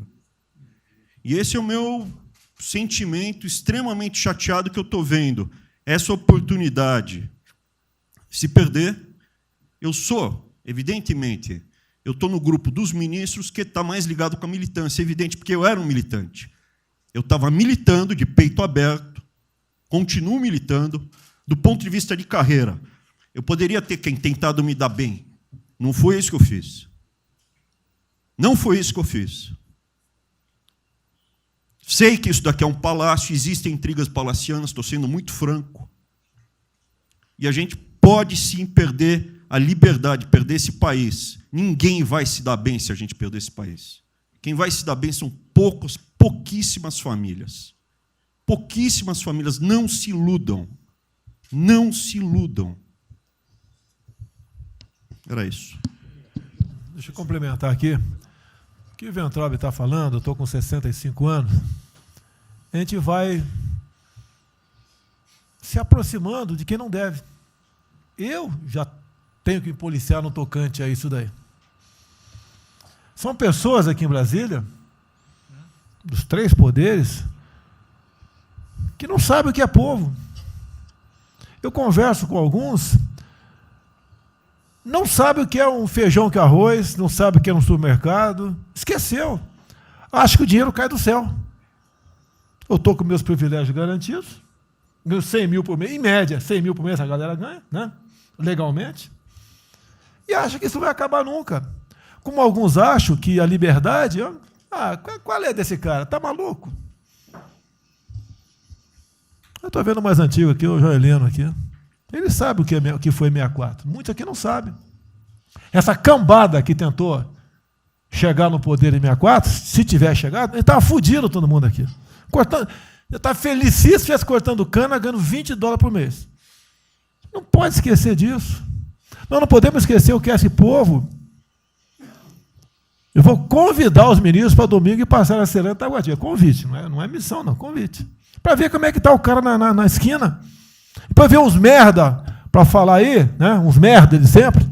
O cara rompeu o isolamento, está dando um pé. Tem pé pro cacete, pô. Você está passando fome, está na merda, porra. Sentiu o cheiro de povo. Como eu falei lá. É uma experiência para todo político sentir. Ir lá ver como é que está o negócio. Ou a gente tem que estar como se fosse, né, um general na retaguarda e deixar a tropa se ferrar na frente. Não, o general está na frente, o coronel está na frente, o capitão está na frente. Nossos heróis da Segunda Guerra Mundial estiveram na frente de campo de batalha. Se precisar aqui, tenho certeza que nossas Forças Armadas vão cumprir com o seu papel. Mas, né, nós temos que dar exemplo. E mostrar que o Brasil não é... Eu sou mais educado que o Weintraub, até me poli muito, né, no linguajar que ele usou, mas não é isso. Que o pessoal pinta por aí. Se reunindo de madrugada, para lá, para cá. Sistema de informações. O meu funciona. O meu particular funciona. Os que tem oficialmente, desinforma. E voltando ao tema, eu prefiro não ter informação do que ser desinformado por sistema de informações que eu tenho. Então, pessoal, muitos vão poder sair do Brasil, mas não quero sair, ver a minha irmã de Eldorado, outra de Cajati, o coitado do meu irmão, capitão do exército lá de Miracatu, se fuder, porra. como é perseguido o tempo todo. A bosta da Folha de São Paulo diz que meu irmão foi expulso de um açougue em registro, que estava comprando carne sem máscara. Comprovou no papel, estava em São Paulo nesse dia. O dono do restaurante, do açougue, falou que não estava lá. E fica por isso mesmo, sei que é problema dele, né? Mas é a putaria o tempo todo para me atingir, mexendo com a minha família. Já tentei trocar gente da segurança nossa no Rio de Janeiro, oficialmente, e não consegui. Isso acabou.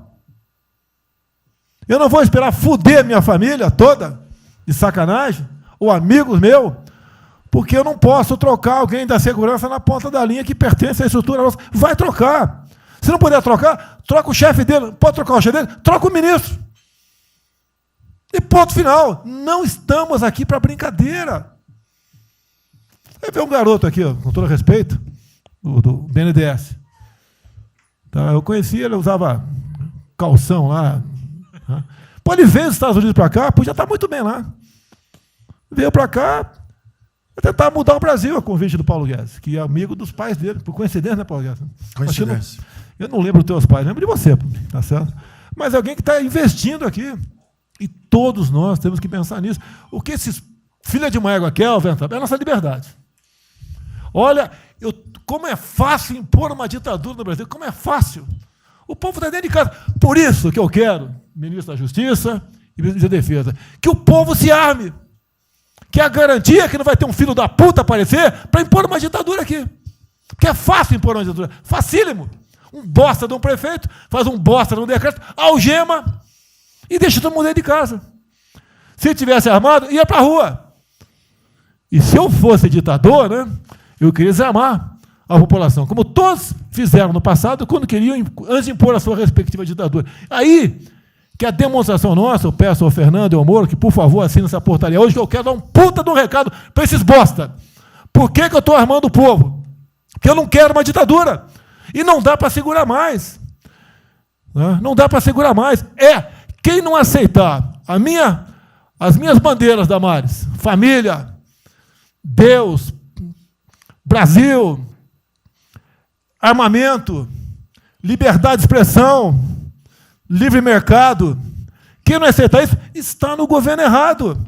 Esperem para 22, né, o senhor Álvaro Dias, espere o Alckmin, espere o Haddad, ou talvez o Lula, né? E vai ser feliz com eles, pô. No meu governo está errado. É escancarar a questão do armamento aqui. Eu quero todo mundo armado. Que povo armado jamais será escravizado. E que cada um faça, exerça o teu papel, se exponha. Aqui eu já falei. Pede o ministério a quem for elogiado, pela Folha, pelo Globo, pelo antagonista. Tá? Então tem certos blogs que só tem notícia boa de ministro, não sei como. O presidente é uma porrada, mas o ministro é elogiado. A gente vê por aí, o governo está, o ministério está indo bem, apesar do presidente. Mas pra puta que eu pariu, porra. Eu que escalei o time, porra. Trocamos 5, espero não trocar mais ninguém, espero. Mas nós temos que, na linha do Van Traub, de forma mais educada um pouquinho, tá? Se preocupar com isso. O que os caras querem é a nossa hemorroida, é a nossa liberdade. Isso é uma verdade. O que esses caras fizeram com o vírus, esse bosta desse governador de São Paulo, esse estrume do Rio de Janeiro, entre outros, é exatamente isso. Aproveitaram o vírus, está um bosta de um prefeito lá de Manaus agora, abrindo covas coletivas. Um bosta, que quem não conhece a história dele, procura conhecer, que eu conheci dentro da Câmara, que é do meu lado. E nós sabemos a ideologia dele e o que ele prega. E quem ele sempre foi. O que está aproveitando agora um clima desse para levar o terror no Brasil. Então, pessoal, por favor, se preocupe, que é de mais importante que a vida de cada um de vocês, que é a sua liberdade. Come preso não vale porra nenhuma. Presidente, esses valores e esses princípios, e o alerta aí do Weintraub é válido também, como sua evocação, é que realmente nós estamos todos aqui por esses valores. Nós estamos aqui por esses valores. Nós não podemos nos esquecer disso. Nós podemos conversar com todo mundo aqui, porque é o establishment, porque nós precisamos dele para provar coisas, mas nós sabemos que nós somos diferentes. Nós temos noção que nós somos diferentes deles. E quando eles cruzam a linha, a gente solta a mão e sai andando sozinho. Enquanto eles estiverem no trilho conosco, no caminho de fazerem as reformas que nós prometemos, nós estamos juntos. Na hora que o cara soltou a mão e passou para o lado de lá, a gente deixa o cara ir sozinho, a gente continua sozinho e vai procurar outra conversa, em outro lugar. Então, eu acho que manter essa ideia que nos trouxe aqui, e eu tenho dito isso em todo lugar, e lá fora, eu converso. Semana passada, conversei com os ministros da Fazenda de G20, conversei com os ministros também de Economia dos BRICS, e a mensagem que eu levo é sempre a mesma: o Brasil vai surpreender o mundo. Vocês duvidavam da nossa democracia, duvidavam do nosso presidente é democrata e vai fazer as mudanças. E aprovamos a reforma da Previdência o ano passado, enquanto os franceses fizeram passeatas contra a reforma da Previdência. Agora, a mesma coisa, estou dizendo, nós vamos continuar aprofundando as reformas, nós vamos seguir. Eu conheço todas as histórias de reconstrução por profissão, obrigado a estudar isso, a reconstrução da Alemanha na Segunda Guerra, na Primeira Guerra com o Schatz, na Segunda Guerra com o Ludwig Erhard, a reconstrução da economia do Chile com os caras de Chicago, o caso da fusão das duas Alemanhas, eu conheço profundamente, no detalhe, não é de ouvir falar, é de ler 8 livros sobre cada reconstrução dessa. Então, eu li Keynes 3 vezes no original antes de eu chegar a Chicago.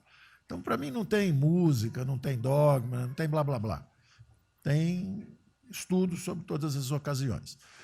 E nós demos uma demonstração disso quando nós estávamos indo numa direção norte, com as reformas estruturantes, e, de repente, em 3 semanas e meia, nós fomos para o sul. E nós fomos elogiados hoje lá fora, semana passada, todo mundo elogiando, fazendo referência, que o Brasil está à frente de todos os emergentes, e Paris-Passu ali só está atrás um pouquinho dos Estados Unidos, porque os Estados Unidos está naquele caso, que é o cara que tem a moeda forte, emite 1 trilhão para cada problema que ele tem e ninguém reclama. Fizemos vários programas antes dos alemães, vários programas antes dos ingleses, vários programas, de todo tipo. Então, se não existe algo aqui, é dogma. Existe capacidade de trabalho com um grupo extraordinário que eu tenho. Então, nós atacamos em todas as direções. Primeiro, o campus foi lá e reduziu os compulsórios em 200 bilhões. Logo depois, nós não tínhamos espaço constitucional, fizemos antecipações de benefícios e diferimento de impostos, porque não tinha espaço constitucional. Logo depois, tivemos espaço pelo Supremo e pelo Congresso. Entramos nas constitucionais, gastamos 300 e poucos bilhões, que não é muito. Para terem uma ideia, o último déficit do governo Temer foi 160. Nós gastamos 300.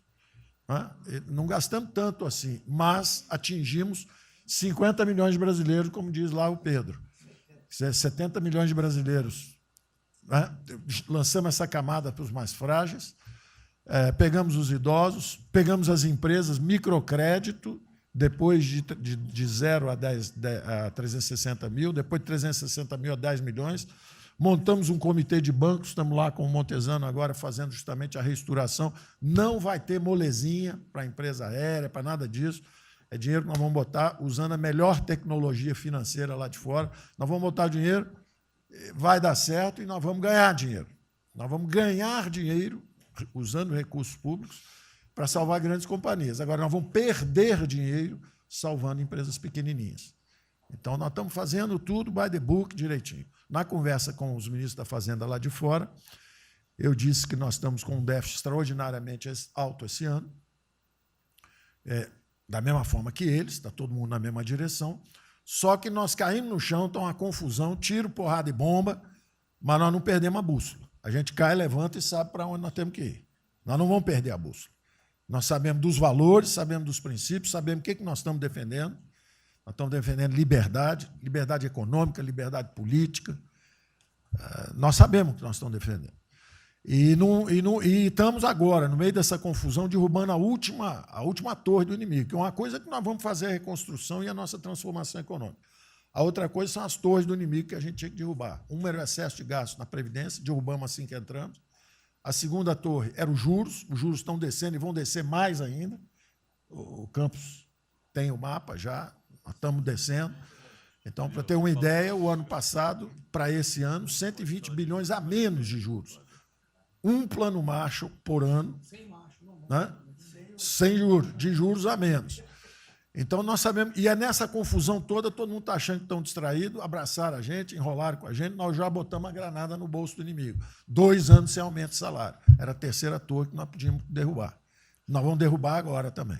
Isso vai nos dar tranquilidade de ir até o final. Não tem jeito de fazer um impeachment se a gente tiver com as contas arrumadas, tudo em dia, acabou, não tem jeito, não tem jeito. E o presidente está no ponto futuro, porque o presidente falou o seguinte, tudo bem, tem a primeira onda que é a da saúde, mas tem a segunda que é da economia, e uma vem agarrada com a outra. Nós estamos ainda tentando sair da primeira, a segunda já está querendo bater. Eu ainda acho que nós estamos preservando os sinais vitais da economia brasileira. Ela, para mim, ainda é um urso hibernando. Você baixa sua energia para zero, consumo de energia para quase zero, só respira, mas quando você sai da gruta, você sai para comer o primeiro bicho que passar, você tem força.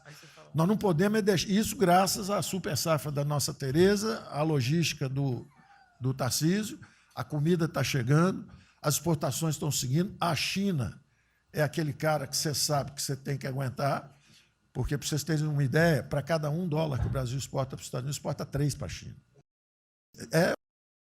Você sabe que ele é diferente de você, você sabe que geopoliticamente você está do lado de cá. Agora, você sabe o seguinte, não deixa jogar fora aquilo ali não, porque aquilo ali é comida nossa, nós estamos exportando para aqueles caras. Não vamos vender para eles, ponto crítico nosso, mas vamos vender a nossa soja para eles, isso a gente pode vender à vontade, eles precisam comer. Eles vão comer. A Índia também vai precisar comer. Vai ser o trading da água. Eles vão dizer que é a melhor trading da água. Outro dia alguém comentou comigo, acho que foi o Campos, não foi, Campos? Foi. É o trading da água. Quer dizer, os caras precisam de alimento, não tem água, nós temos muito mais água do que eles têm.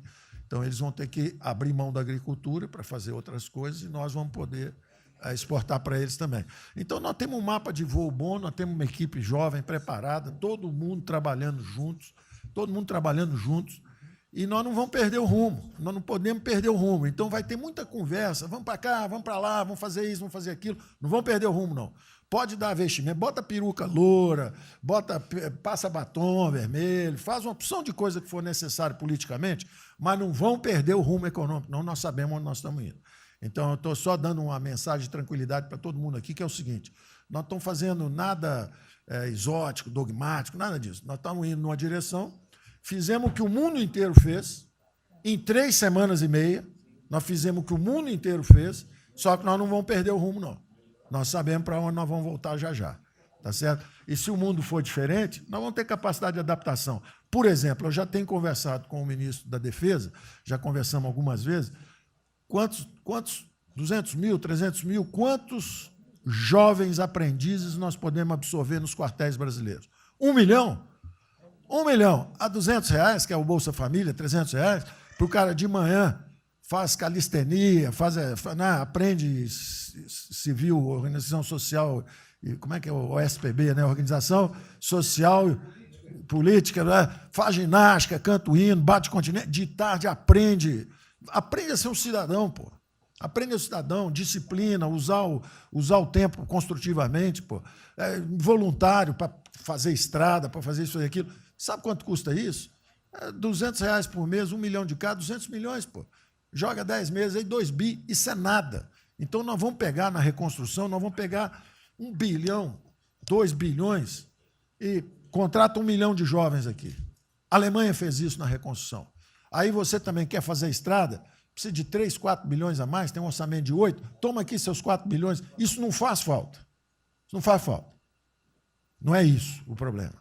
A mesma coisa o nosso problema do jogo, lá nos recursos integrados, não tem problema nenhum, são bilionários, são milionários, executivos do mundo inteiro. O cara vem, fazem convenções. Olha, o turismo saiu de 5 milhões em Singapura para 30 milhões por ano. O Brasil recebe 6. Uma pequena cidade recebe 30 milhões de turistas. O sonho do presidente de transformar o Rio de Janeiro em Cancún, lá Angra dos Reis em Cancún, aquilo ali pode virar Cancún rápido. Entendeu? A mesma coisa, Espanha. Espanha recebe 30, 40 milhões de turistas. Isso aí é uma cidade da Ásia. Macau recebe 26 milhões hoje na China. Só por causa desse negócio. É um centro de negócio. É só maior de idade. O cara entra, deixa a grana lá, que ele ganhou anteontem, ele deixa aquilo lá, bebe, sai feliz da vida. Aquilo ali não atrapalha ninguém. Aquilo não atrapalha ninguém. Deixa cada um se fuder. Ô, Damares, deixa cada um... Damares, o presidente fala em liberdade. Deixa cada um se fuder do jeito que quiser.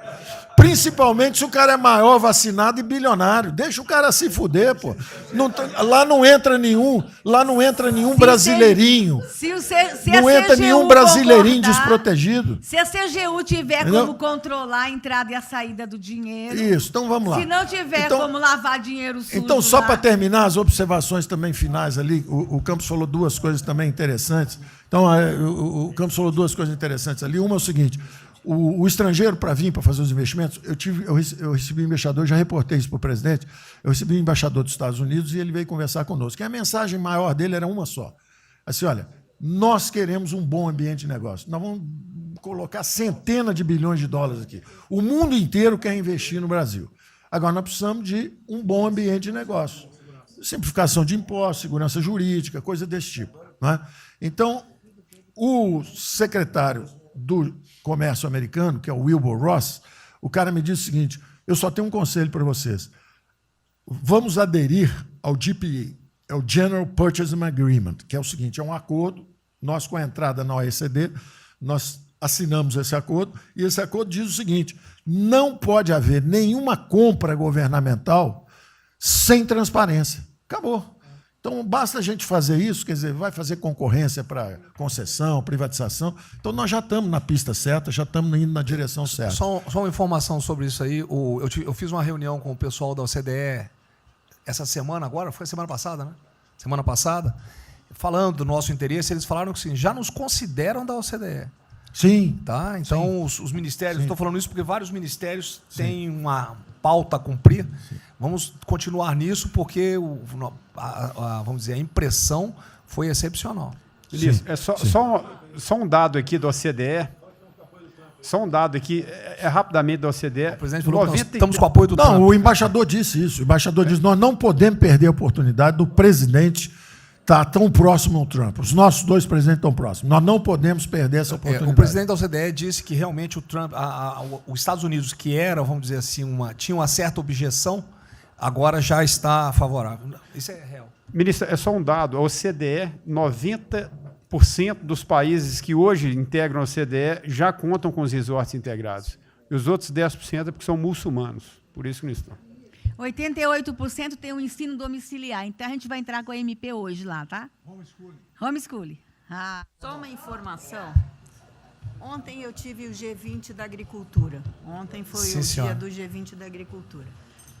Tem uma nova ordem, vai ter, depois do coronavírus, e muitos países vão colocar regras para ter estoque novamente, que eu acho que não é o nosso caso. Mas, enfim, nós precisamos ter acesso a mercados, enfim. Mas nós precisamos incentivar o trigo. É o único produto que o Brasil não é autossuficiente. O resto, presidente, se amanhã quiser fechar... Nós temos 2 milhões... Não, nós temos 2 milhões, no Sul também, mas nós temos 2 milhões de hectares ali no Matopiba, prontos, inclusive, com a Embrapa, com... variedades super produtivas para poder investir lá. Precisa de dinheiro. E uma última coisa. Não, dinheiro que volta. Financiamento. O que nós precisamos é baixar os juros. A agricultura não aguenta 9% de juros. É muito alto para ela. Tá. O Banco do Brasil não fala nada, não? O Banco do Brasil não é tatu nem cobra. O Banco do Brasil não é tatu nem cobra, porque ele não é privado nem público. Então, se for apertar o Rubem, coitado, ele é super liberal, mas se apertar ele, falar, bota o juro baixo, ele, não posso, senão a turma, os privados, meus minoritários, me apertam. Aí você fala assim, bota o juro alto, ele, não posso, porque senão o governo me aperta. O Banco do Brasil é um caso pronto de privatização. É um caso pronto, e a gente não está dando esse passo. O senhor já notou que o BNDE e a Caixa, que são nossos públicos, a gente faz o que a gente quer. O Banco Brasileiro não consegue fazer nada, e tem um liberal lá. Então tem que vender essa porra logo. Na próxima reunião aí. Apesar de todo apesar de todo o aumento de risco que passou a haver no sistema bancário, o Banco do Brasil está expandindo bastante seus empréstimos. E a agricultura, a ministra Tereza Cristina é testemunha aqui de que o apoio está sendo muito grande. E nós estamos numa situação confortável, ministro, porque, primeiro, porque, em termos de liquidez, o público vê o Banco do Brasil como um porto seguro. Então, nós não estamos tendo problemas que outros bancos estão tendo, de preocupação com a liquidez do banco, com a rigidez do banco. E na nossa formação de resultado, as pessoas físicas têm um papel preponderante dentro do Banco do Brasil. E nós temos a felicidade, nesse momento, de contar com folhas de pagamento de empresas públicas, das Forças Armadas, né, que, em termos relativos, estão numa situação mais segura do que o cidadão comum, que não participa de empresas públicas. Mas só confessa o seu sonho. Hein? Confessa o sonho. Agora, confessa o seu sonho. Em relação à privatização...